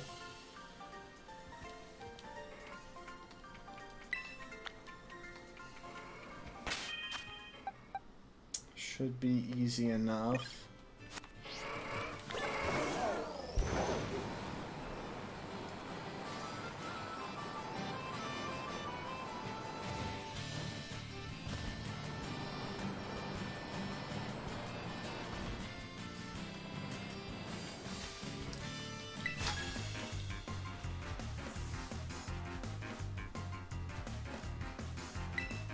So what gave Masquerada the edge over Flamigo? Because honestly, I kind of think that Flamigo would still be holding up. Wheezing would be allowed, unfortunately it's not in this game. Yeah, like, there were like 30 different evolutionary lines that there's a solid argument for allowing. Either because it's very obviously fitting, or because you can make an argument.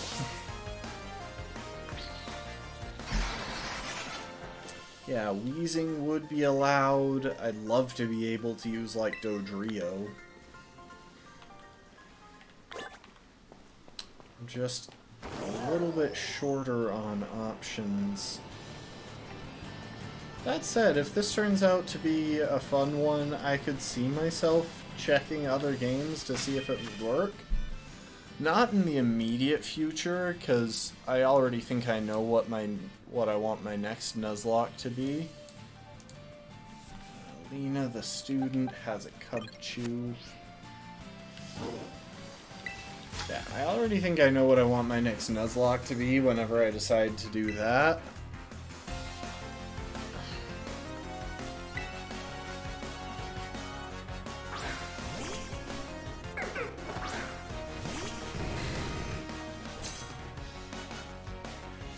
Now, I like it to be... This run was a bit of a weird one for me in that deciding which Pokemon were allowed was pretty subjective.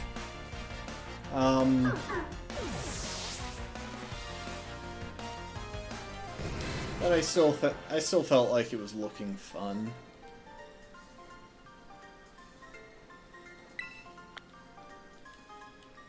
But basing it off of competitive Pokemon doesn't really hugely appeal to me. Just because that could change literally halfway through the run. Okay, we're probably out of easy options now.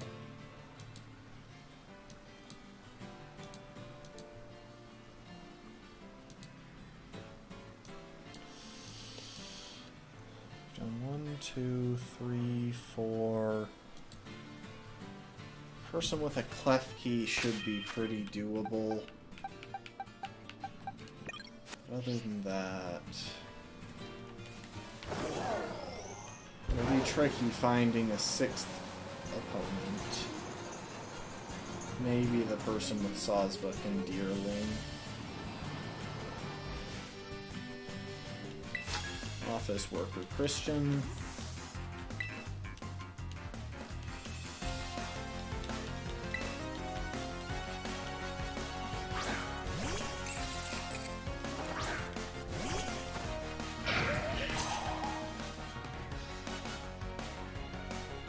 Yeah, the number of trainers in this area is just really low, which makes this harder than some others.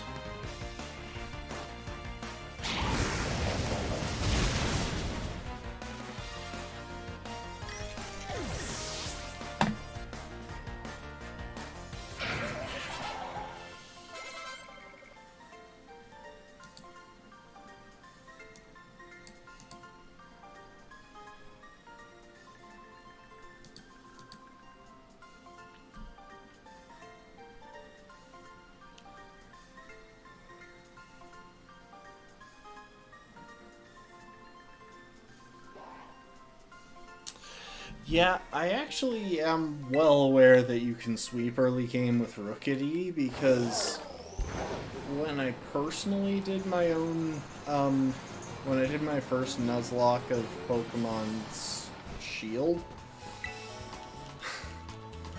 Rookity carried me through, Rookity and its evolutions carried me through so many battles.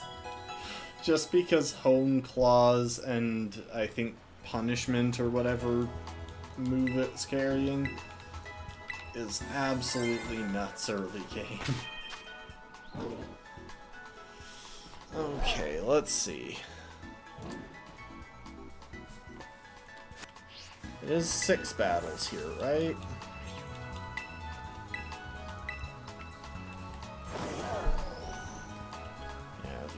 other one that seems pretty reasonable is the Backpacker with Deerling and Stantler, but even then, it's a bit iffy. There's a guy with a Rufflet and a Dreadnought across the river, but his Pokemon are even higher level. And I don't really love the idea of trying to take on a Dreadnought.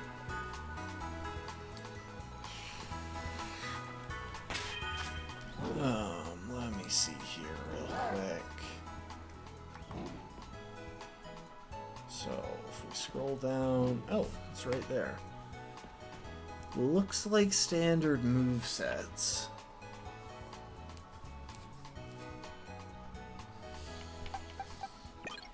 Okay. First off,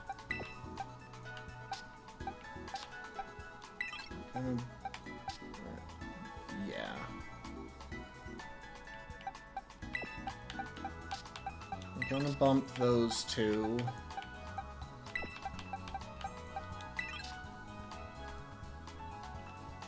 Oh, you know what? I just realized Stantler literally can't damage Dev and Corny, so that's less to worry about than I thought. Give you a Chesto Berry, and we'll give you a Chesto Berry.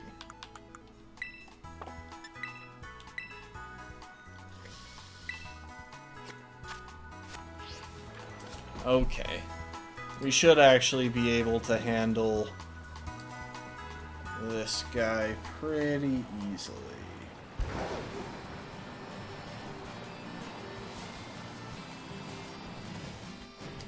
Now, you know who you don't want to just casually start a fight with? This kid. I know, because I did so in a playthrough, in a normal-only Nuzlocke that I was trying on my own time, and his two Pokemon are actually terrifying. Sweeping your rival... Which rival? Hop or...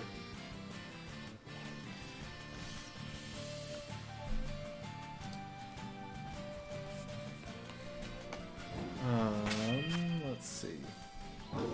Yeah, okay. We should be good to deal with this. Hop 3. I can't keep track of the hop matches at the moment. It's actually been a good minute since I played Sword and Shield.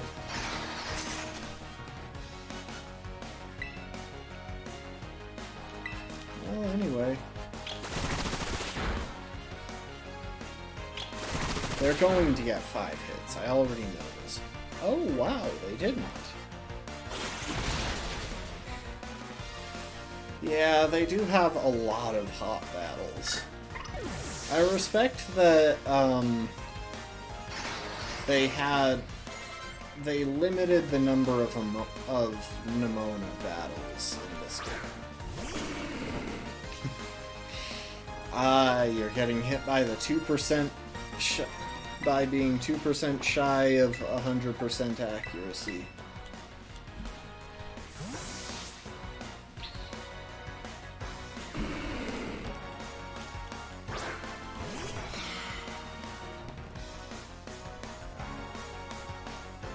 See, Devon Corny is already a useful Pokemon. Almost entirely because of its ghost typing, but still. It's also fast, so that's nice. Yeah, this thing only has 2 moves that can affect me, and neither of them are damaging. Oh, that sound effect for Infestation is actually so cool.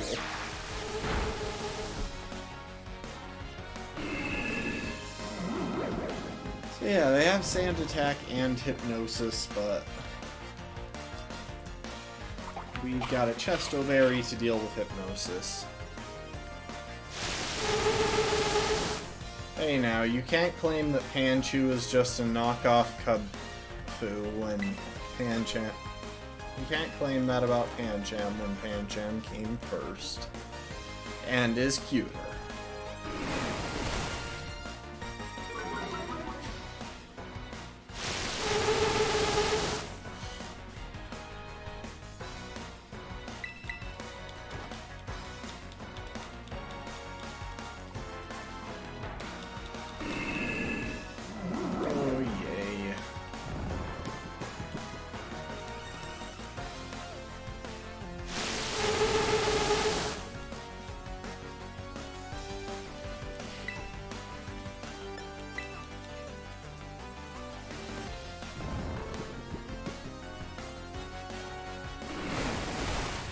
I mean, yeah, but not everything is based on competitive viability.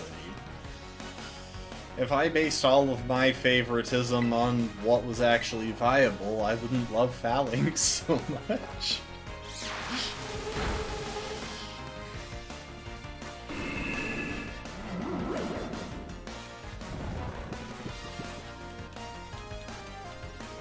As long as he doesn't...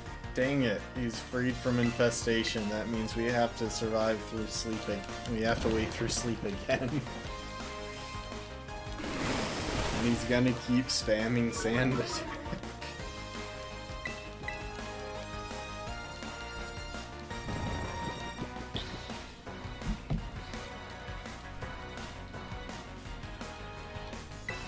I haven't actually tried Squawkabilly. It was just never the best encounter option when it came up in my first Nuzlocke. Like, it seems decent, but I think I would easily... I think I would easily go for Staraptor over Squawkabilly every time. From a competitive standpoint, and from a design standpoint, actually.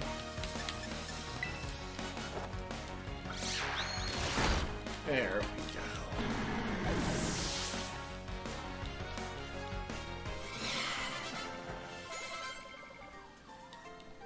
Oh my, that's a lot of experience.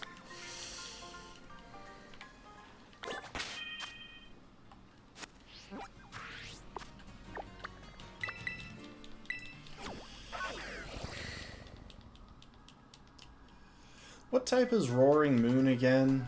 Is it Dark and Dragon?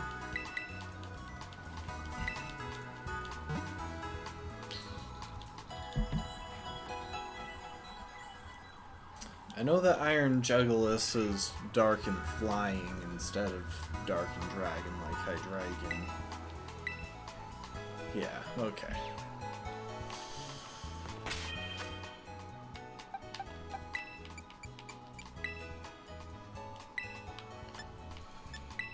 Alright, time to decide how we're going to handle the next Nemona fight. Luckily,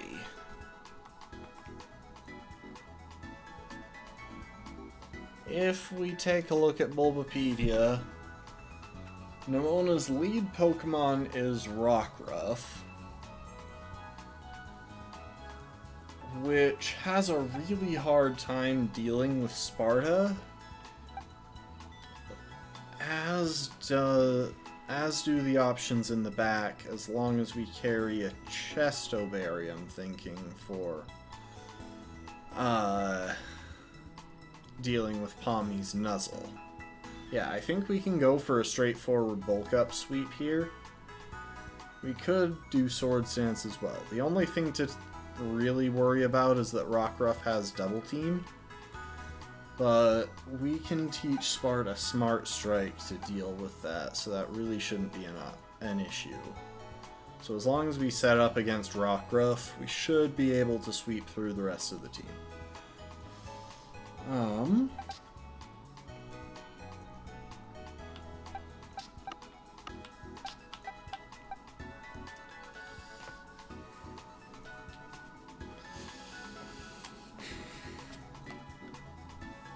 Let's see now. As far as who we'll bring into this, I am thinking these four. We'll leave these 3 behind. Especially because I'm gonna want Sweet and Sour for dealing with... I'm gonna want Sweet and Sour ready to deal with the gym trainers, because Sparta is gonna be pushing close to the level cap after this upcoming fight. Why am I healing again?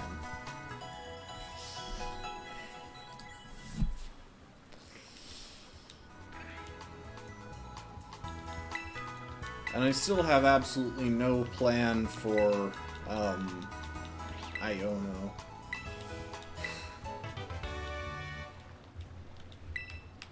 Outside of just giving my team some ground coverage and then trying to set up a scenario where we can kill Hermes Magius before she starts snowballing with Charge Beam. The sad thing is that this match would be super the upcoming match would be super easy if we had if we still had Underminer the Diglett alive.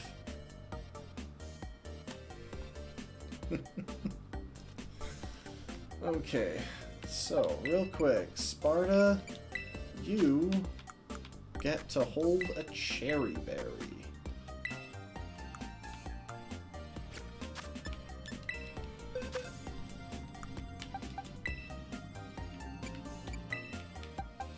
North and South, you can have an Eviolite. Devin Corny, you honestly just get an Oranberry. Oh, I'm just not using, I just decided not to use Fuecoco in this run. It's totally legal since Skeledirge has that bird on its face, but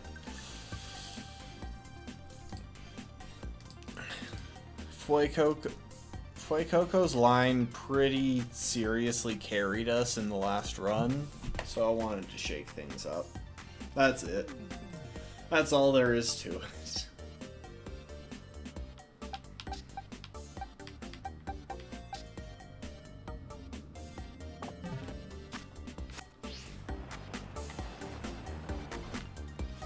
Oh. I almost forgot to teach Smart Strike before going in there.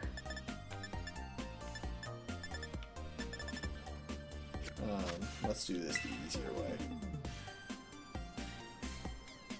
Yeah, Torch Song plus Flame Charge is just insane.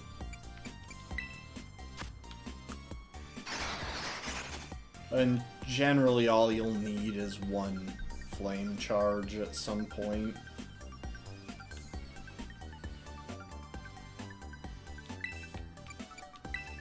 So we will drop Protect for Smart Strike.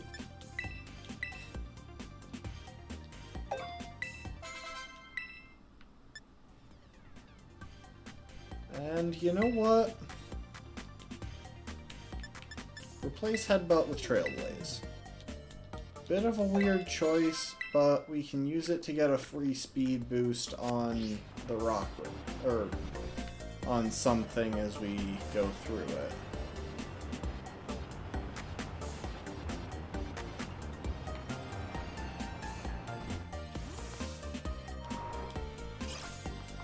What's Nemona's... Okay, her Palmy does have static, though.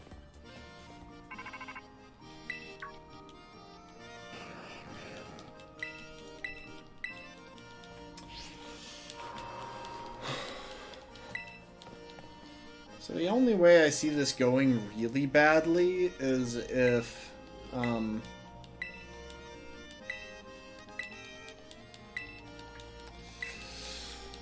the only way I see this going really badly is if Palmy uses Nuzzle and we proc static when we knock it out. In that case, we'd be at the mercy of full paralysis.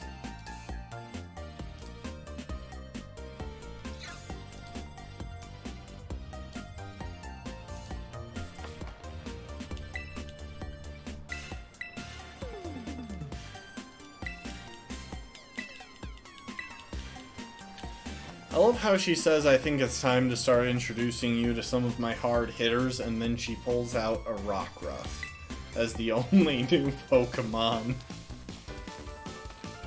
Because I like Rockruff design-wise, but it's an unevolved pure rock. It's not exactly a Titan.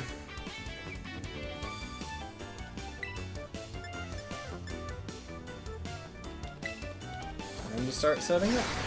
Okay, we outspeed the Rockruff. Kind of surprising.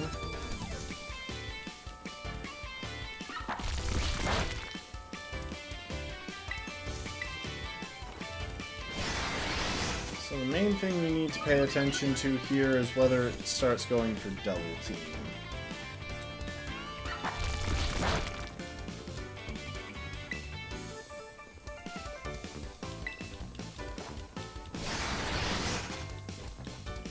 And we are completely immune to critical hits, so that's nice.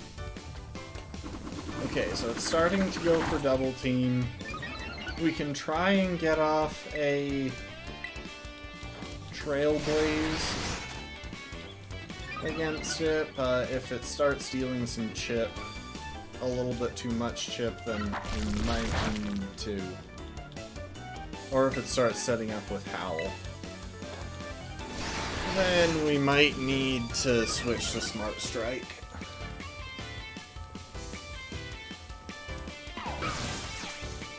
So it's going for Howl. Luckily, again, it can't crit against us, and we're not just at +6 attack, we're at +6 defense. Okay, we're gonna start clicking Trailblaze. Try and get that speed boost to help carry us through. Oh, we got it.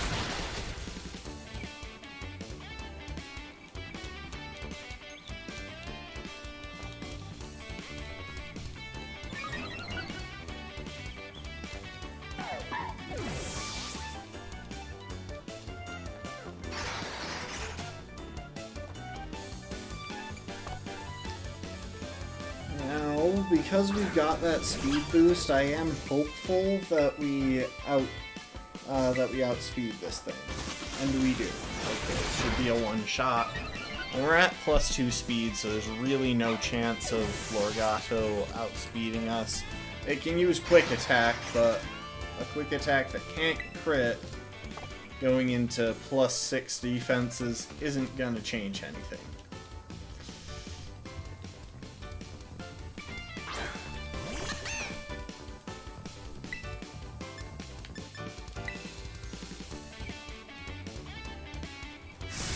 I mean, yeah, you can Terrasilize if you want. I'm not going to, just because I don't feel like dealing with the animation. The thing is, she's probably going to go for Magical Leaf, just because that is the most damaging option, since our defenses are so boosted.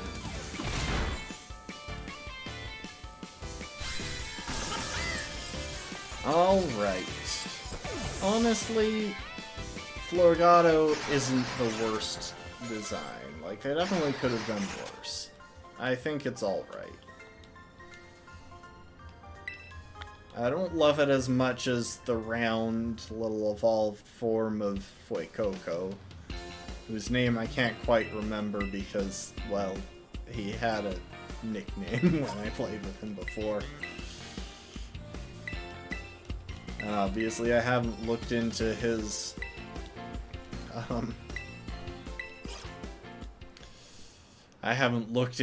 potential competitively, so. Okay, let's take a look at what we're facing for the gym trainers. Looks like we got a Luxio. Jeez, 4 gym trainers. I thought there were only 2 or 3. Oh, that's such a pain.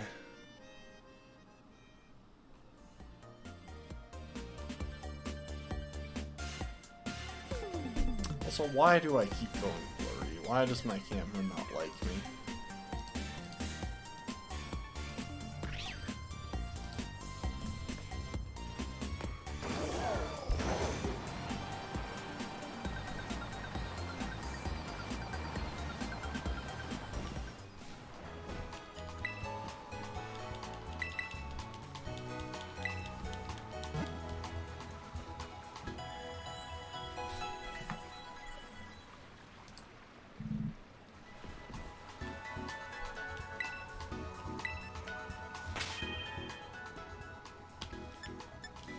Okay, to make sure that we don't overlevel Sparta, who will probably be very useful into the upcoming gym, or at least who has the potential to be, we're gonna box it. Okay, so Sparta does not get any ground coverage. That is worth noticing.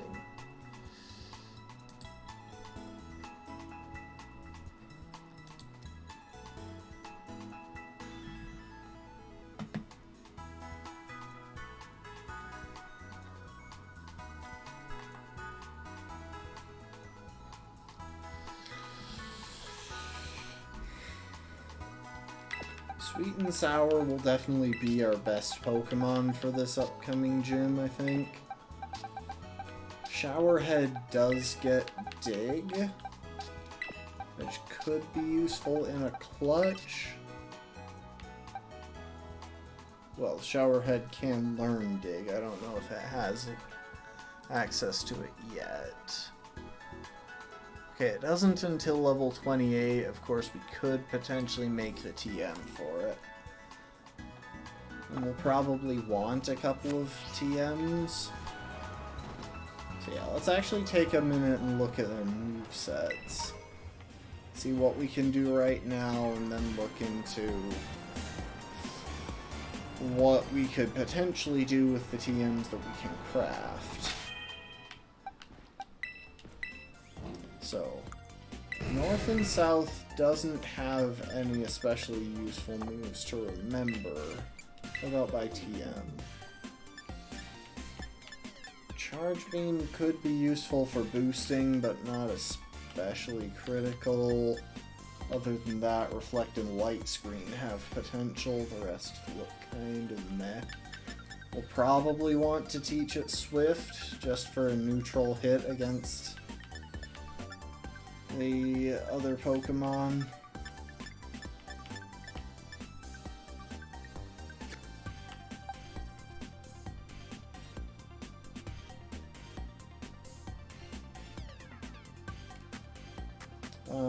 Devin Corny, you have access to literally no other moves, I believe. Oh, you have access to a few. Suppose we could teach it Baton Pass. If we need to get something in safely against Miss Magius, but honestly, if we wind up in that situation, I think we're dead anyway. Because passing out would require us to take a hit. Okay, we can drop Aerial Ace for Bullet Seed.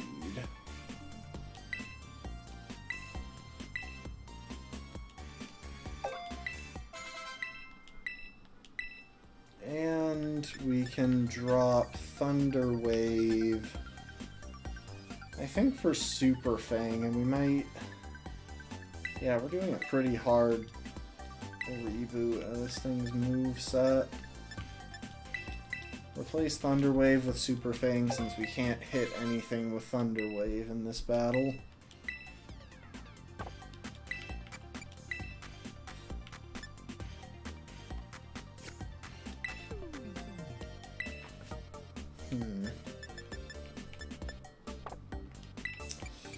What TMs can you learn from what we got already?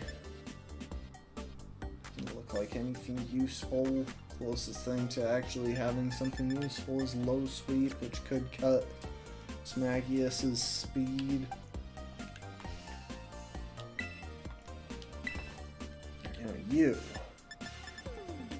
have some options.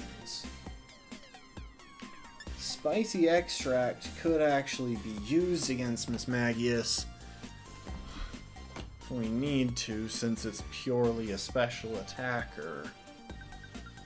It wouldn't benefit from the attack boost.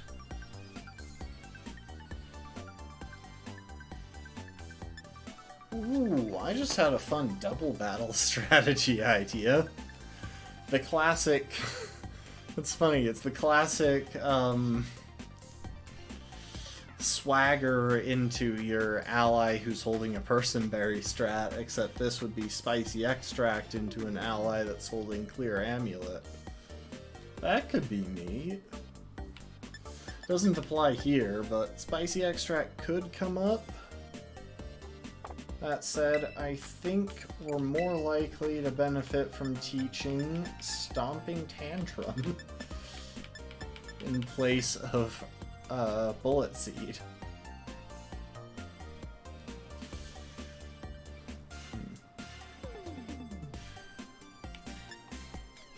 Okay, we'll look at that in a minute.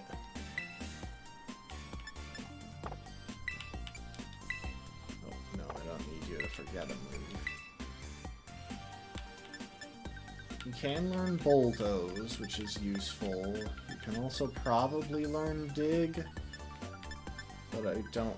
You can learn Dig, but I don't have any TMs for that, so I would have to craft it. What about you? Ooh, you have Yawn.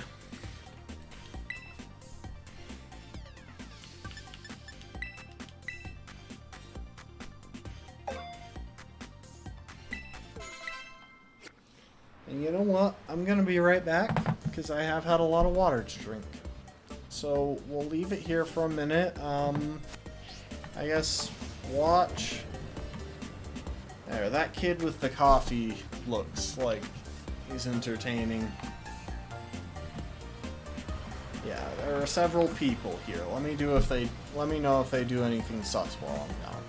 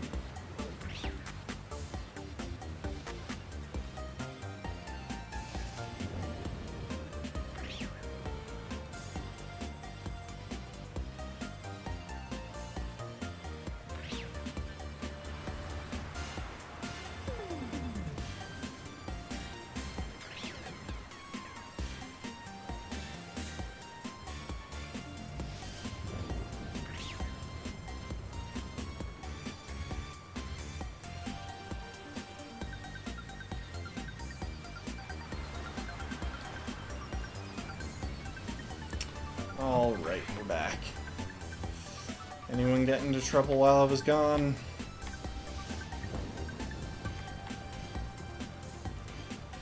Thing is, I don't know if that lightning storm causes electric terrain in battle, so hold up a sec.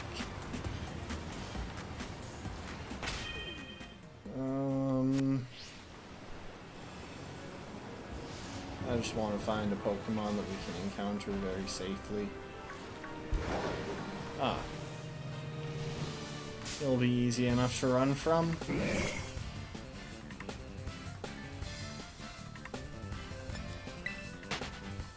Okay, it doesn't look like there are any electric terrain effects. There's that at least. Are there any TMs on the beach here that I haven't grabbed?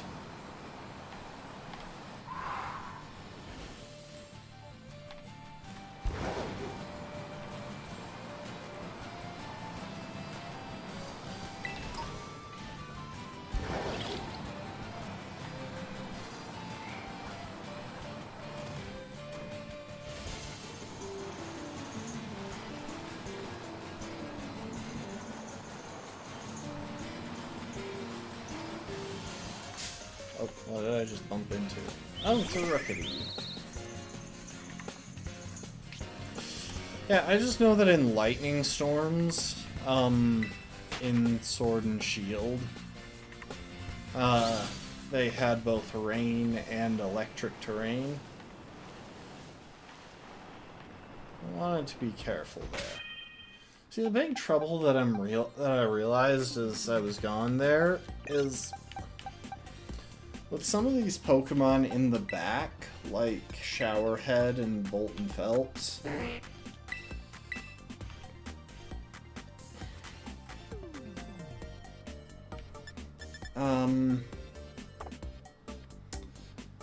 If they actually wind up coming in, teaching them ground type coverage won't really do anything, because the only scenario where I see them coming in is against Miss Magius at the very end as a last desperate move. And Miss Magius has Levitate. Suppose, hang on, what's your Terra type? Water. Couldn't have had Psychic, could ya? Jeez, I've had garbage luck with Terra types. I mean, Dreepies is alright, it's actually probably the better one. But I definitely think I would have preferred Steel on Magnemite. It's just a better defensive type. And Psychic would have given me a little bit of variety, since I've got a Water Terra type already. Ah well. No sense worrying about it now.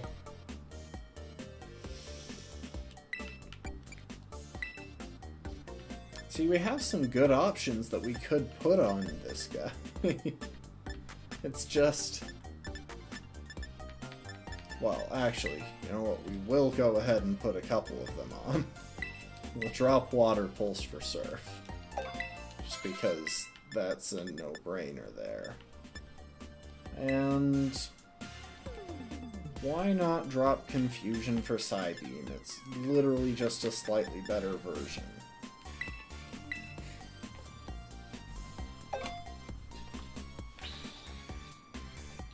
Corvuswire against Bead 1? Yeah. Just be careful, at least one of his Pokemon is carrying Psyshock, which is always a lot stronger than you expect him to have, which is always a much stronger move than you expect him to have at that stage of the game. Yeah, this thing does get some decent coverage here. Like, it gets Calm Mind for setup, it gets Grass Knot for coverage.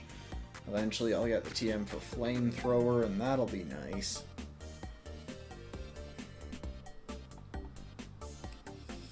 Yeah. Psyshock surprised me in at least one run when he pulled that out. My favorite run in Sword and Shield was definitely my Electric Monolock. Getting carried by a Vikavolt as the bulky defensive core of my team. Oh my.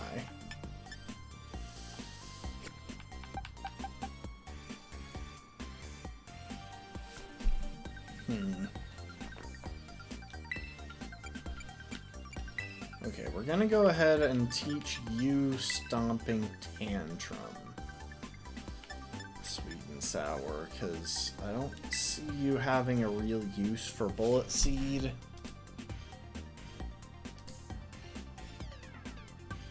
Stomping Tantrum will give some good coverage.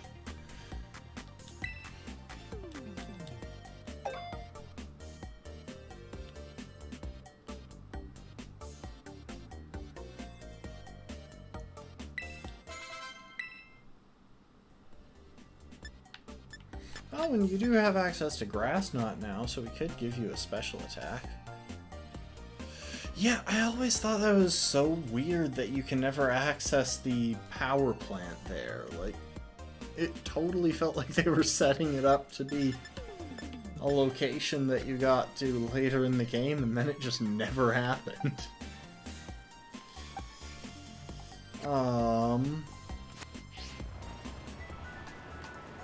Like, that actually confused me so much.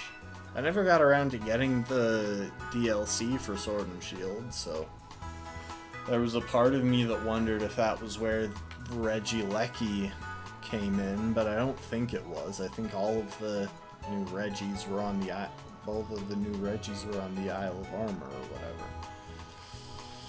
Okay, let's look at the TMs that we can make. The main one that we're concerned about is Dig.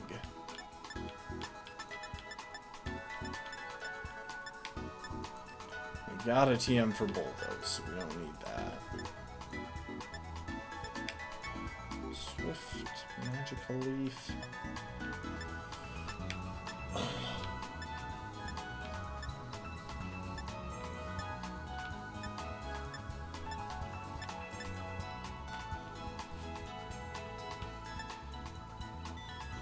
Dig. So we don't have enough Grievard Wax, and I just straight up don't know what the last thing is. So TM55.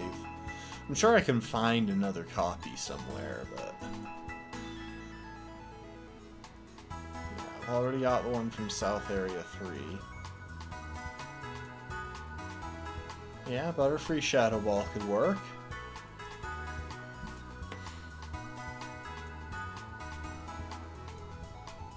Oh, it takes Earthworm materials. Okay, so we cannot make new Dig TMs. Oh, that's tricky. However, it looks like there is another copy in West Area 1. Let's see here.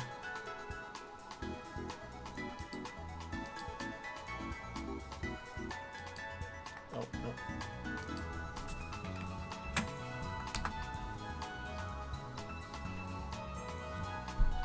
Big Tree, Horseshoe Canyon, Northeast. So that would be...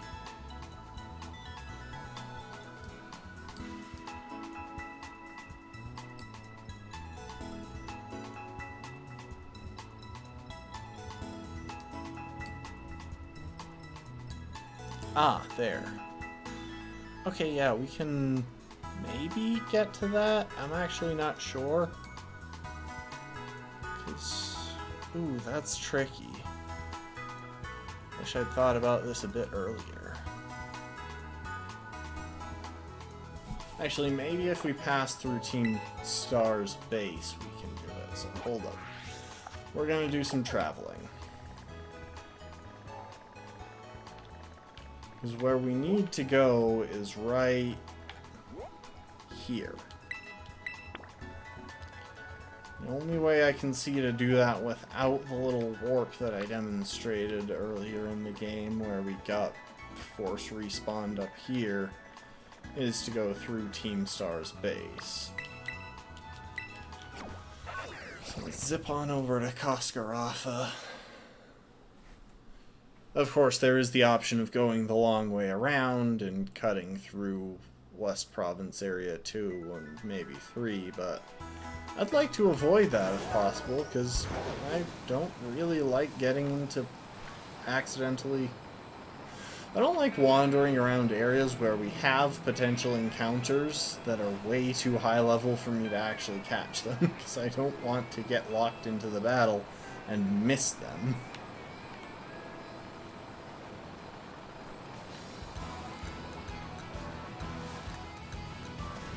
Luckily, we have access to Team Star's base now. Might even be a couple of useful items lying around. I know there are at least a couple of items up here.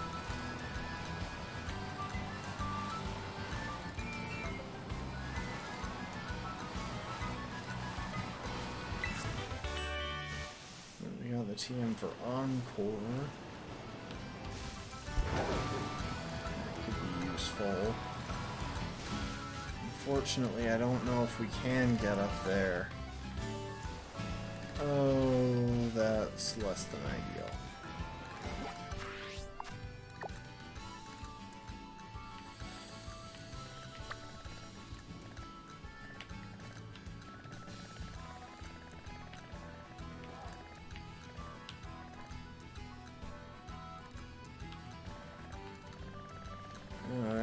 if I want that TM, I have to cut through multiple high-level areas. Oh, joy. You know what? I might just go ahead and skip getting the TM for Dig. Sandforce Drillbur. It's pretty good in game. In competitive, Sand Rush is consistently better. Can't remember if that's the hidden ability, though.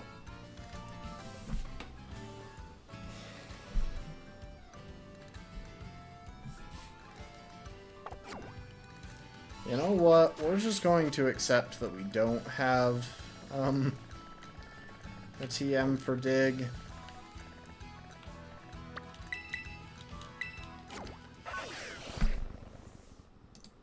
I'll double check Stomping Tantrum.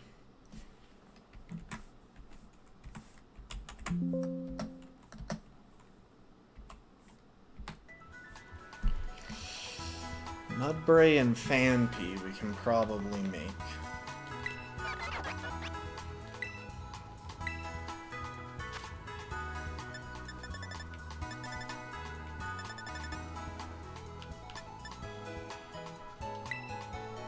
Oh, we don't have enough Mudbray mud.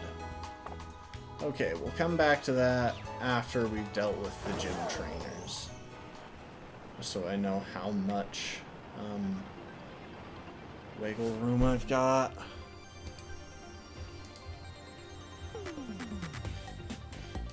Okay, let's take a look at this.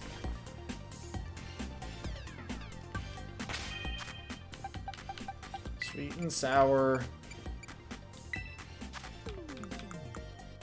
You can definitely have a cherry berry instead of the loaded dice right now.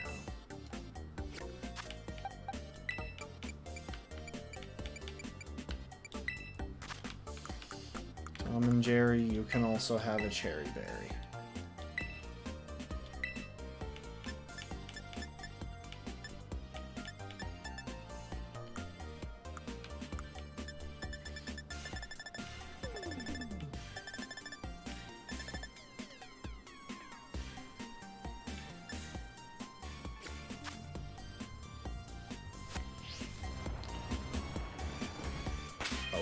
And north and south, we should probably teach you... Actually, I'm going back to the Pokémon Center real quick to see if any TMs that I can craft would be useful for your coverage.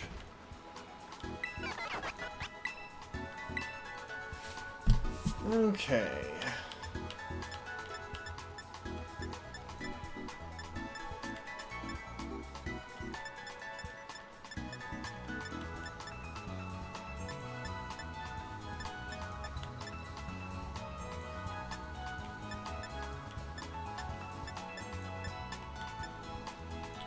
Already got Swift. Let's see if there's a better option for north and south.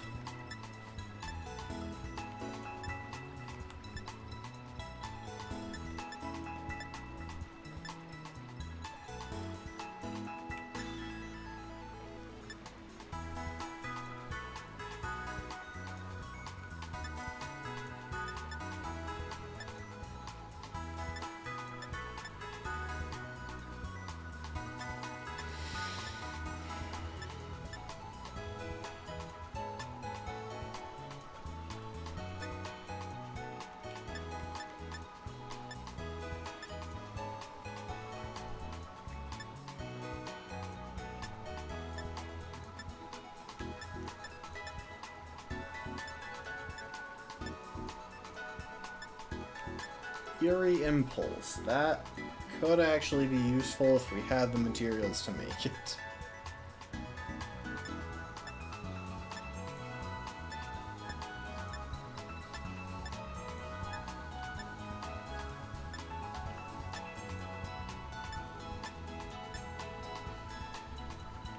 Okay, so there really aren't any useful TMs that I can teach to North-South.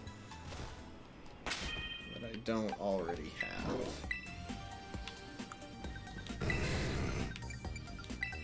We're gonna use a couple of TMs. We're gonna teach you Swift. in place of Thunder Wave.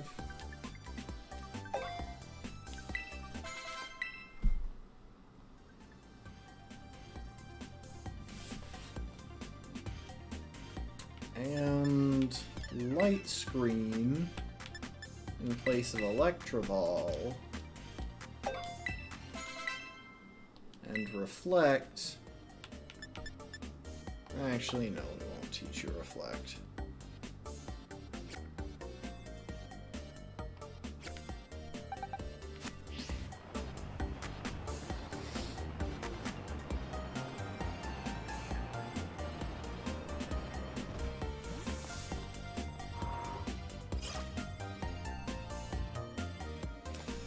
See, the big trouble with Iono is that all of her team is carrying... all of her lead Pokemon are carrying Spark, which means they have a good chance of hitting me with Paralysis.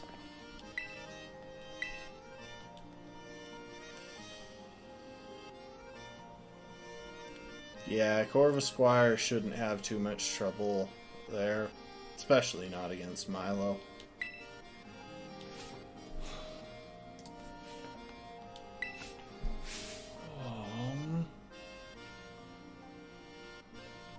I think I've got everything that I want.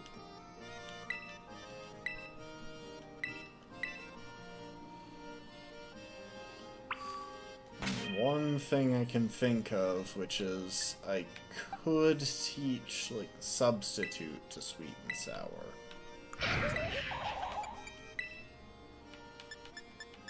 Do I not have the TM for Substitute? Could have sworn I did. Maybe it can't learn it. Maybe they decided to start limiting access to Substitute. Okay, here we go.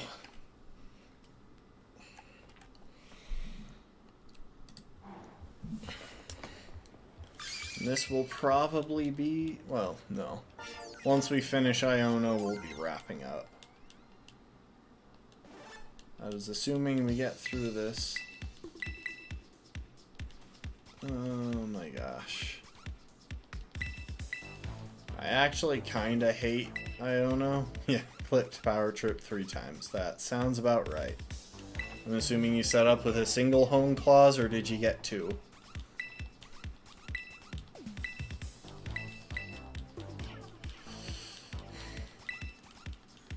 I don't know, there's just something so cringe about having their streamer character. You got 3 up? I feel like that's a bit overkill, but okay. But yeah, there's just something really cringe about their streamer character being so thoroughly obsessed with views and numbers. Because, I don't know, I really, personally, I never feel like watching streamers like that. And I think most people are the same way. Like, nothing wrong with making money, but when a streamer gets really obsessed with view counts, it genuinely just feels like you are...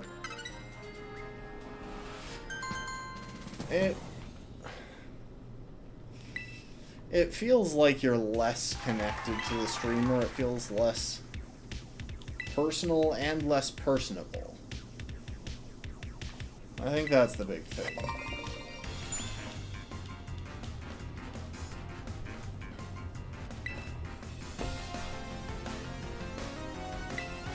Alright.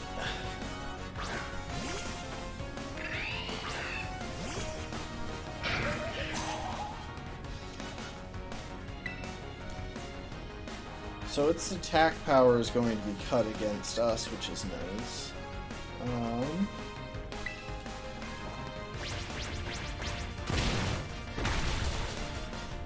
Good.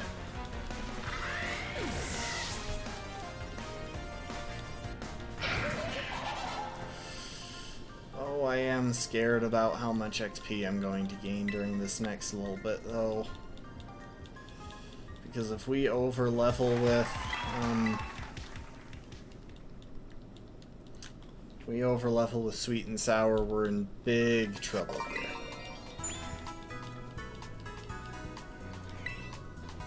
You know, he's a lot less well disguised in this game. In Pokemon Scarlet, he's wearing a red jacket, so it's actually a really solid disguise because he blends in pretty well.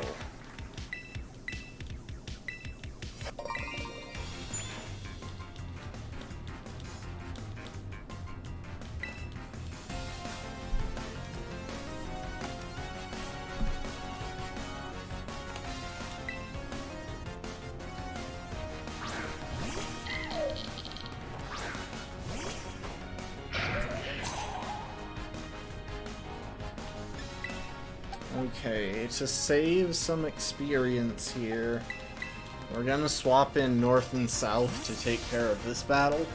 That'll spread it around a bit, since Sweet and Sour won't get the boosted XP from... won't get more XP from Flaffy.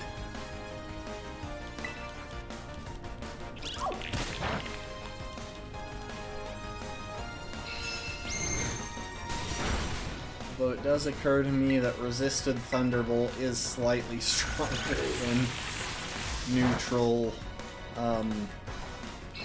Swift.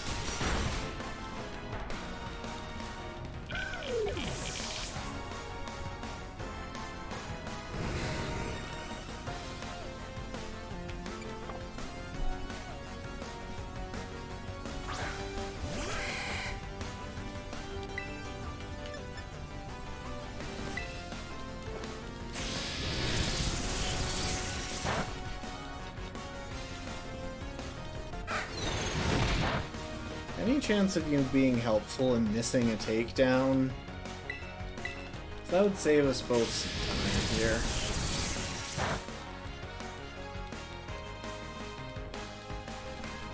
Thank you, I appreciate that, dude. Wait, we're speed tied?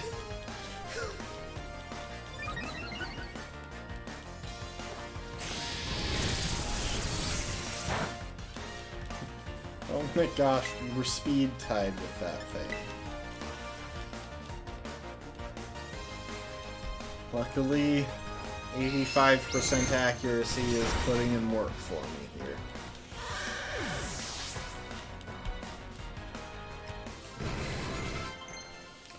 We're learning Screech? No thanks.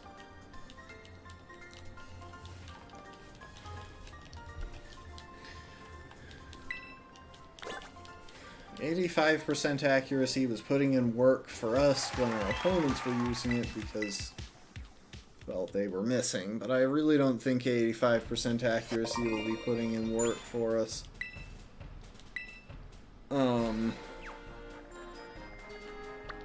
If we use it.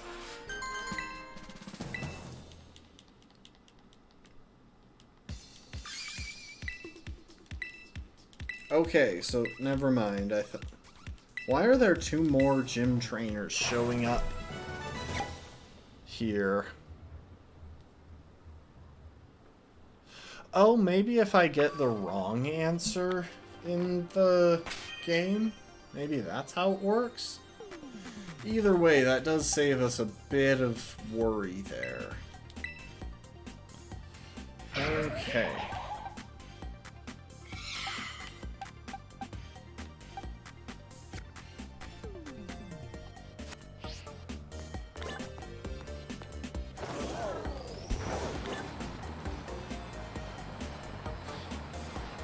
Yeah, I bet those 2 remaining gym trainers are people that we can, like, point to in the I Spy game.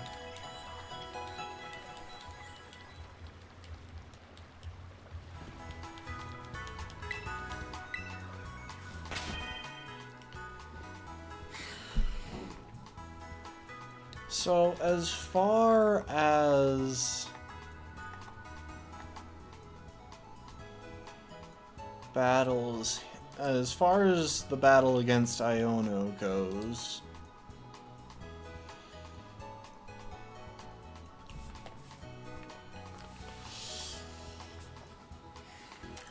what electromorphosis does.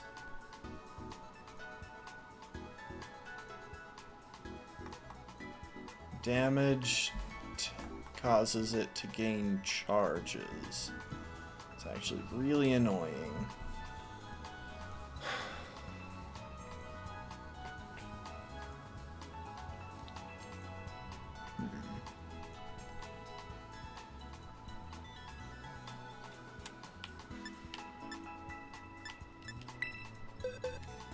Okay, first things first, we are going to be bringing Sparta, and we're not going to be bringing Devon Corny.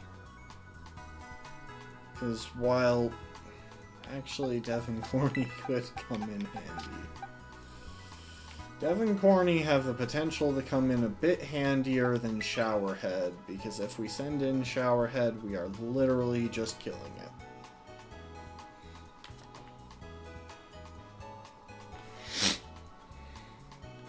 See, best case scenario I'm seeing here is to set up Sun and then just spam Flamethrower with Sweet and Sour.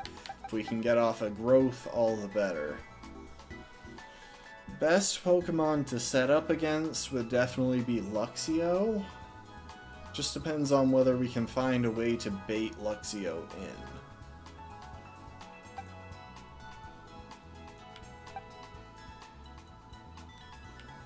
With that being said, we're probably going to open with North and South.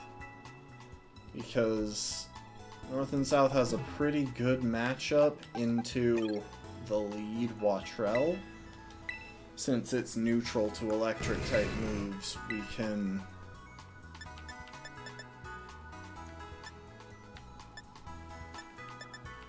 do some prep work there. And we might even teach it.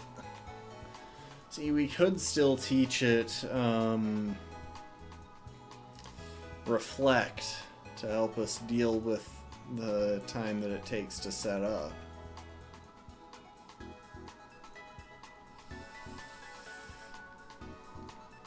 But if we did that, we'd want to use Light Clay, and I don't think we have Light Clay. We might be able to get it from a Delibird gift. I can't quite remember.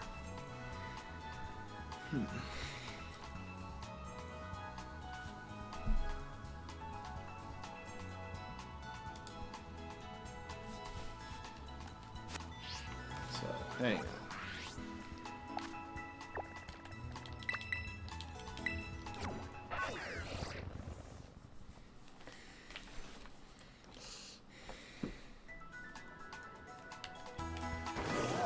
So Delibird gift right over here. Yes.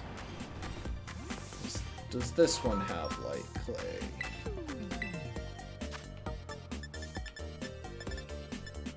No.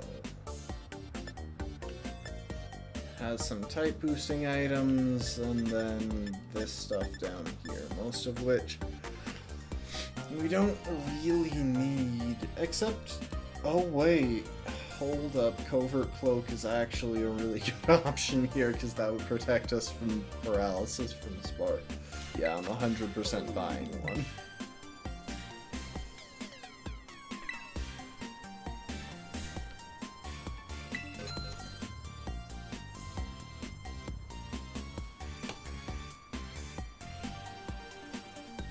Yeah.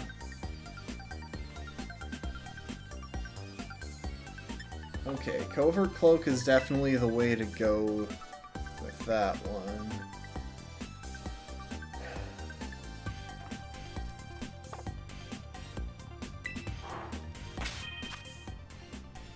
Okay, I could spam Metronome boosted moves, but I don't really have the time to take for Metronome to boost up. I'd rather just actually use boosting moves myself. I think I've got a decent strategy. And it starts by going ahead and teaching Reflect. We'll drop Flash Cannon for now since it's resisted by everything in the opponent's team. So even in a best case scenario, it doesn't do more than Thunderbolt. Okay. Here's what I'm thinking. We use... First off, we're gonna go ahead and give Sweet and Sour that Covert Cloak that I just bought. That will protect it from ever getting paralyzed by Spark, which was already our biggest concern.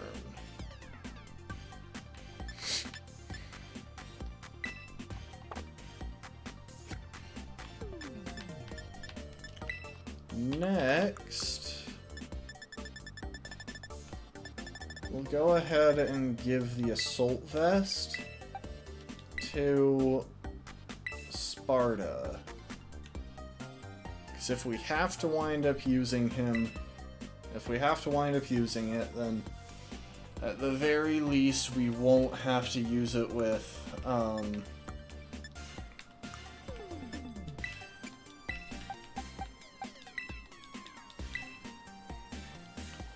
at the very least, it'll be able to take a special attack or two from Miss Magius a little bit better.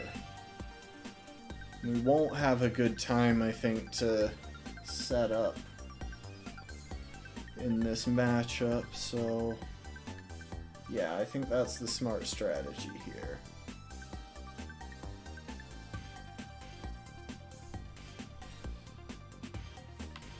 I suppose I have the TM for Toxic. Now, the big issue that I'm still seeing is that Belly Bolt. If that comes out before... yeah, if that comes out before Luxio, that's dangerous. So we are going to do one more thing, which is to teach North and South Charge Beam. If we manage... Hang on, does Electromorphosis make it immune to... Okay, no it doesn't.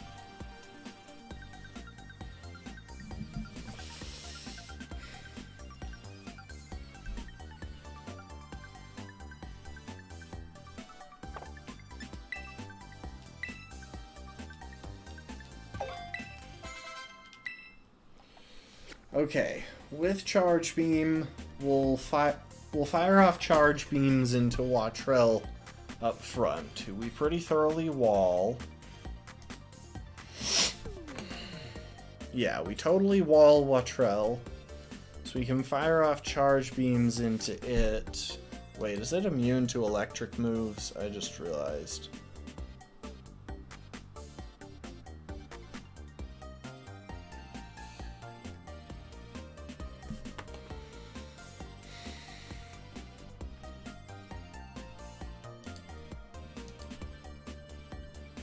Oh.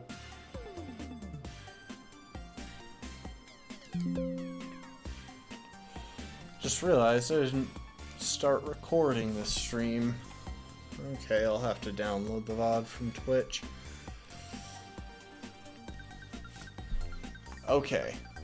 Wind power doesn't affect the effectiveness of electric moves either. Alright, so yeah, we'll spam Charge Beams into Watrell to bring it down. Then, if Belly Bolt comes out next, we'll have the...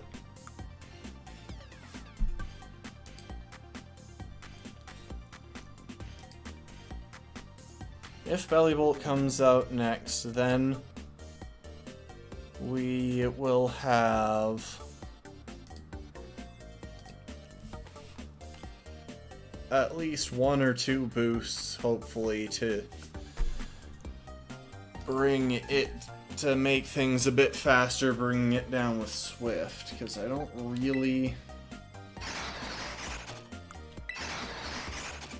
know of any good moves into there.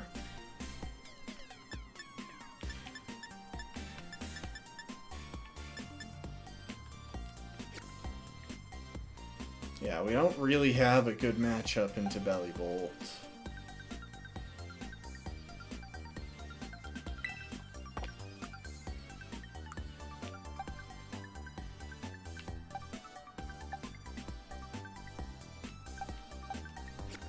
Yeah, I think we're in about as good a position as we're gonna get.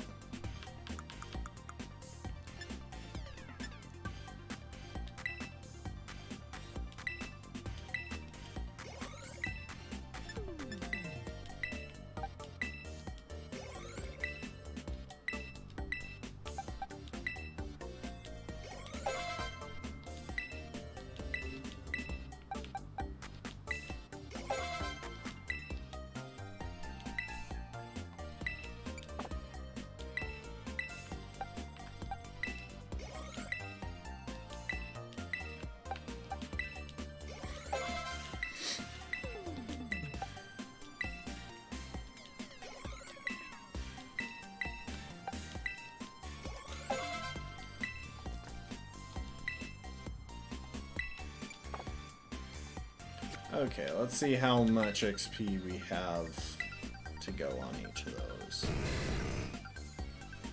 And what's our next level cap after this? I should probably take some time to think about that. 27. Okay, we've got some space here. We've got a bit of wiggle room, thank goodness. So yeah, that'll be... Those two can each take a small. This can do... Okay, so the only one that can't take one more small is Tom and Jerry.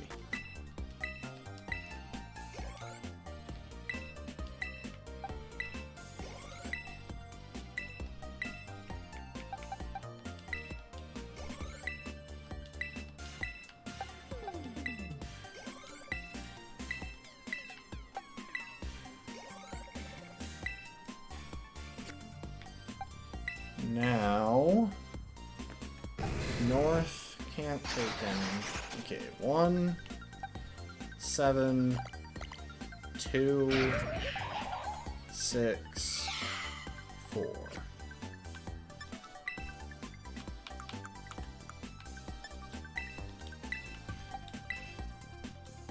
One,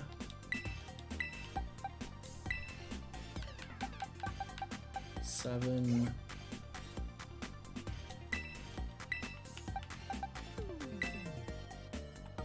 2, I think it was 6 and then 4.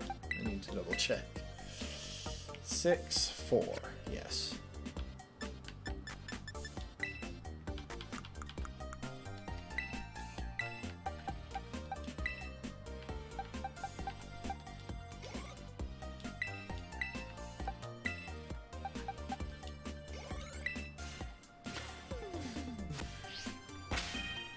And I'll drop by the Pokemon Center real quick just to be on the safe side. Why does it saying there's not sufficient disk space to continue recording? I literally didn't hit record here. Or maybe I ran out of space partway through. Who knows? Alright. I'll figure that out later. Worst case, I just grab the VOD from Twitch.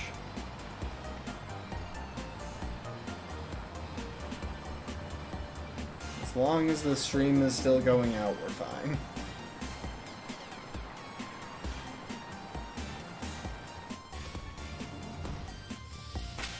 Okay, I think we've got all of the moves that we want to on them.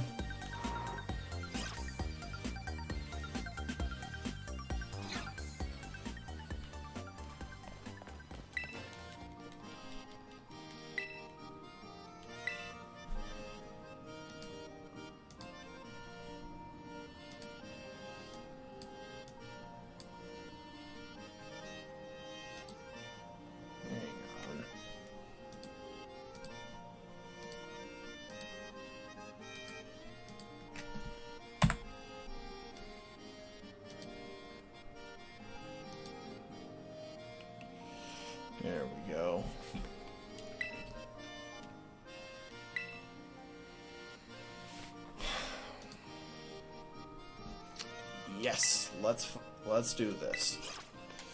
I'm hopeful that this time I will actually be able to beat her without any deaths.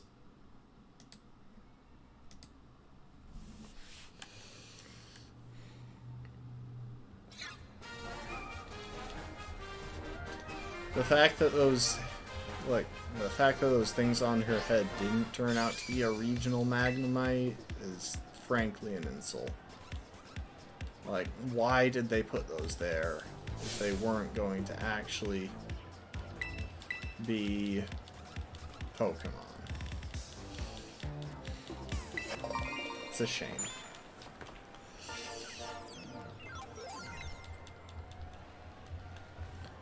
Yeah, I'm just gonna spam through her dialogue real quick.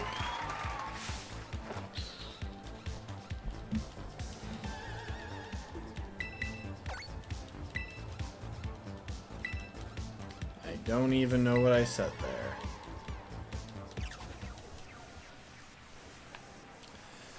Okay. Oh, crap. I just realized my video hasn't been updating.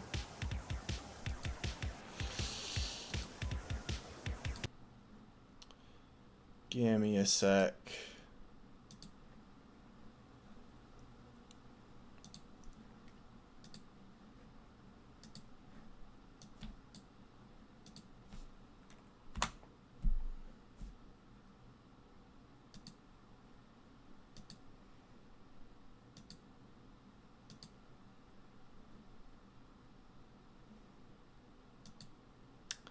You are still getting audio from me, it looks like, so that's something. Hold up.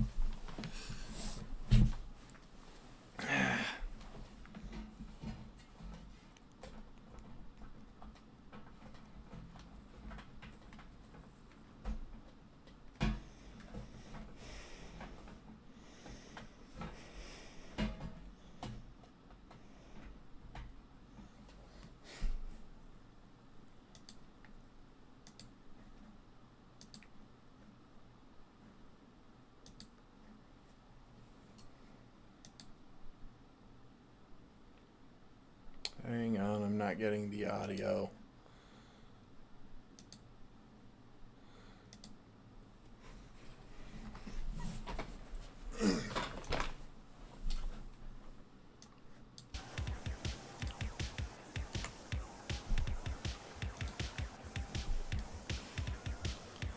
Okay, looks like it's coming through fine now. Someone yell at me in chat if we start having issues again.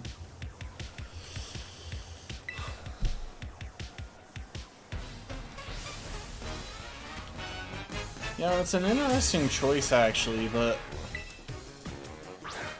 the fact that they've given a lot of these Pokemon limited movesets actually feels like it makes them a bit more difficult than if they gave them full movesets with a couple of throwaway moves.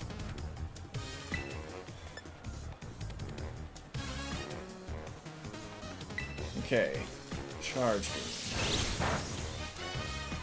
Because we're an electric type and it's 9th generation, we're immune to paralysis. Please give me at least one special attack boost.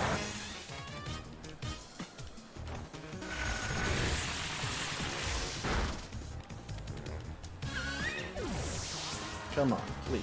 It's a 70% chance. And I missed it twice.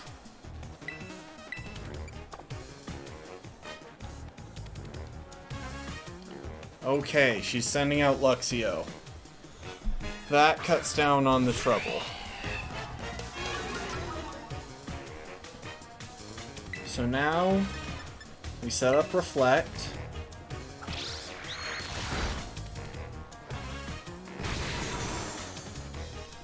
And that should help, Sweet and Sour get set up pretty safely.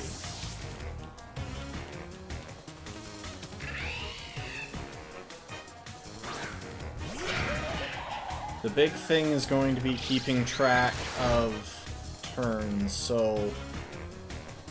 Okay, that was only 8 damage. I actually... This is a weird call, but I'm going to set up... Okay, Sunny Day... First turn of Sun would be setting up Sunny Day, second turn would be setting up Growth, then I would only have 1 turn apiece to one-shot the rest. I'm going to set up 2 Growths, then use Sunny Day. And I realize that's backwards, but I really don't want to run out of Sun with Miss Magia still alive, because I need that chlorophyll boost to outspeed. Sunny Day. Wait, it is sunny somehow? I'm so confused. The weather here is so weird. So I'm guessing I've got the chlorophyll boost, but if the weather random... No, I don't have Heat Rock equipped. I didn't have room for it because I wanted Covert Cloak to make sure that static wouldn't paralyze me.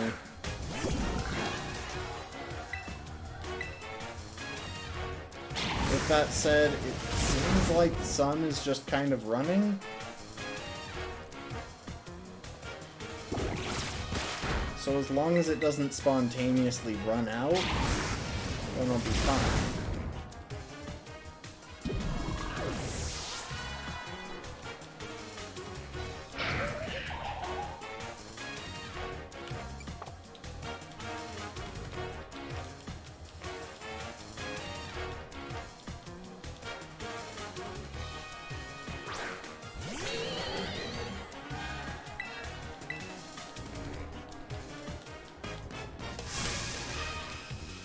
Okay, I think with the +2 special attack, Sun-boosted Flamethrower should pretty easily one-shot this.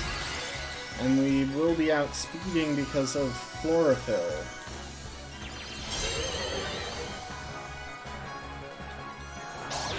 How? How?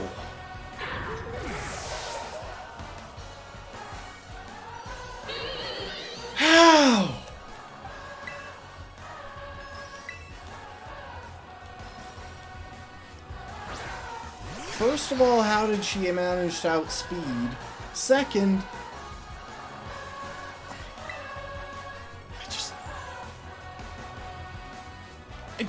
I don't know what's happening here. Why would it not let me use Sunny Day? Why did it fail? Just randomly. If the sun wasn't already up.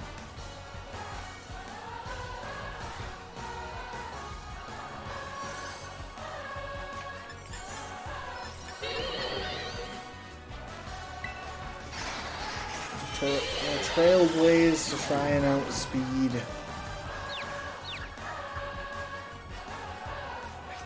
I don't know what's happening here. We might straight up wipe because of some weird in-game interaction with mechanics.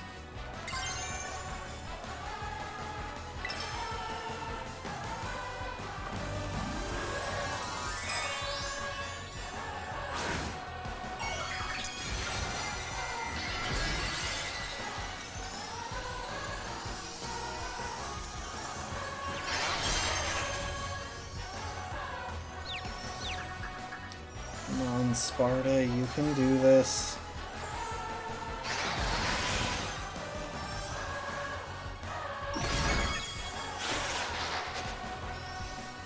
Such absolute and complete bullcrap. And Sparta, dodge confusion one more time.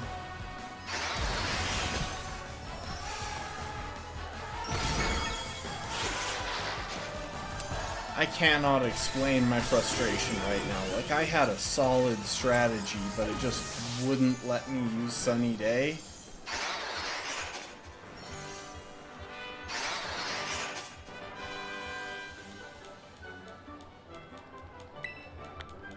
Yeah, screw you.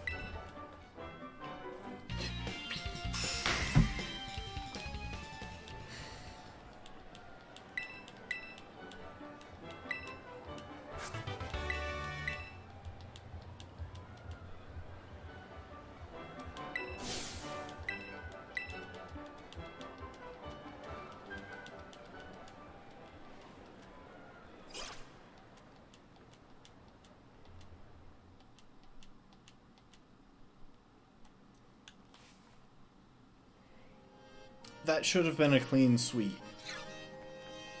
But somehow I couldn't set Sun.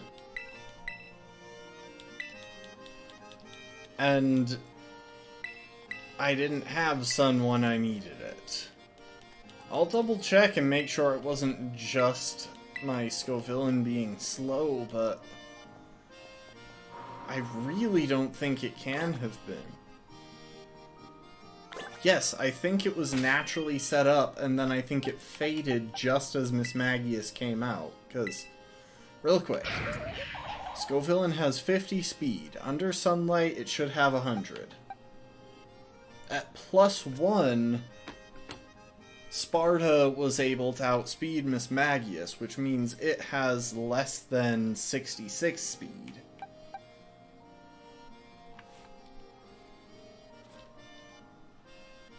Like, the only thing I can think of is that somehow Sun was up naturally because we're outdoors, and then it faded the exact turn that Mismagius came in, which is such utter and complete bullcrap.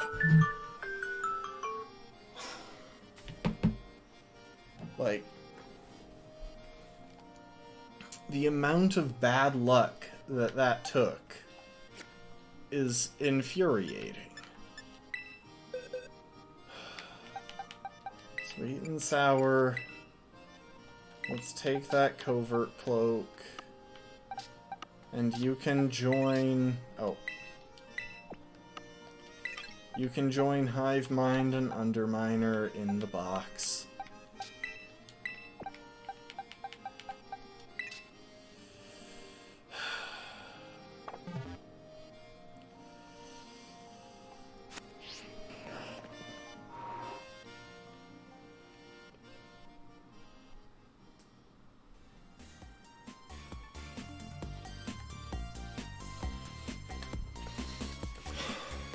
Well, I am incredibly irritated right now, but we did beat the gym. We're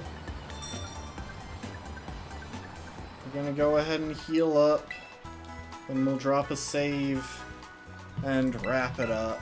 We'll see if there's anyone to raid while we're healing, but I don't think so. Yeah, I don't have anyone to raid. Oh well.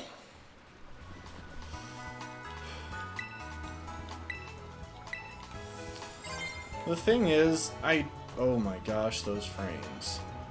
The thing is, I do think there's still a pretty sizable chance that we could potentially wipe at some point in the remainder of the run. I don't think it's guaranteed at all. And we've had a couple of unnecessary deaths now that could easily snowball into more in the wrong scenario.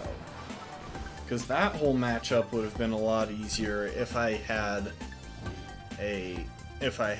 Diglett. So, just who knows at this point. So yeah, we're gonna call it there. We still have 6 Pokemon, and we're gonna have a couple of new encounters soon enough. Though we are running out of encounters, we still have, as far as stuff that will be useful before the post-game, we still have Mimikyu and Girafarig. Dino won't quite be useful for quite a while. I mean, Zweilous could come in, Eviolite Zweilous could wind up being useful, but I can't really guarantee that it'll be worth it with Hustle and no way to boost accuracy. Plus, Dreepy evolves into Dracloak at the same level, meaning it will probably be a better candidate for our Eviolite. We'll see. Who knows at this point. Anyway, thanks for watching, everybody. I realize we ended that on a bit of a downer, but we're still gonna press forward. We'll be back tomorrow night around the same time. I appreciate everyone who chatted and lurked, and I hope to see y'all next time.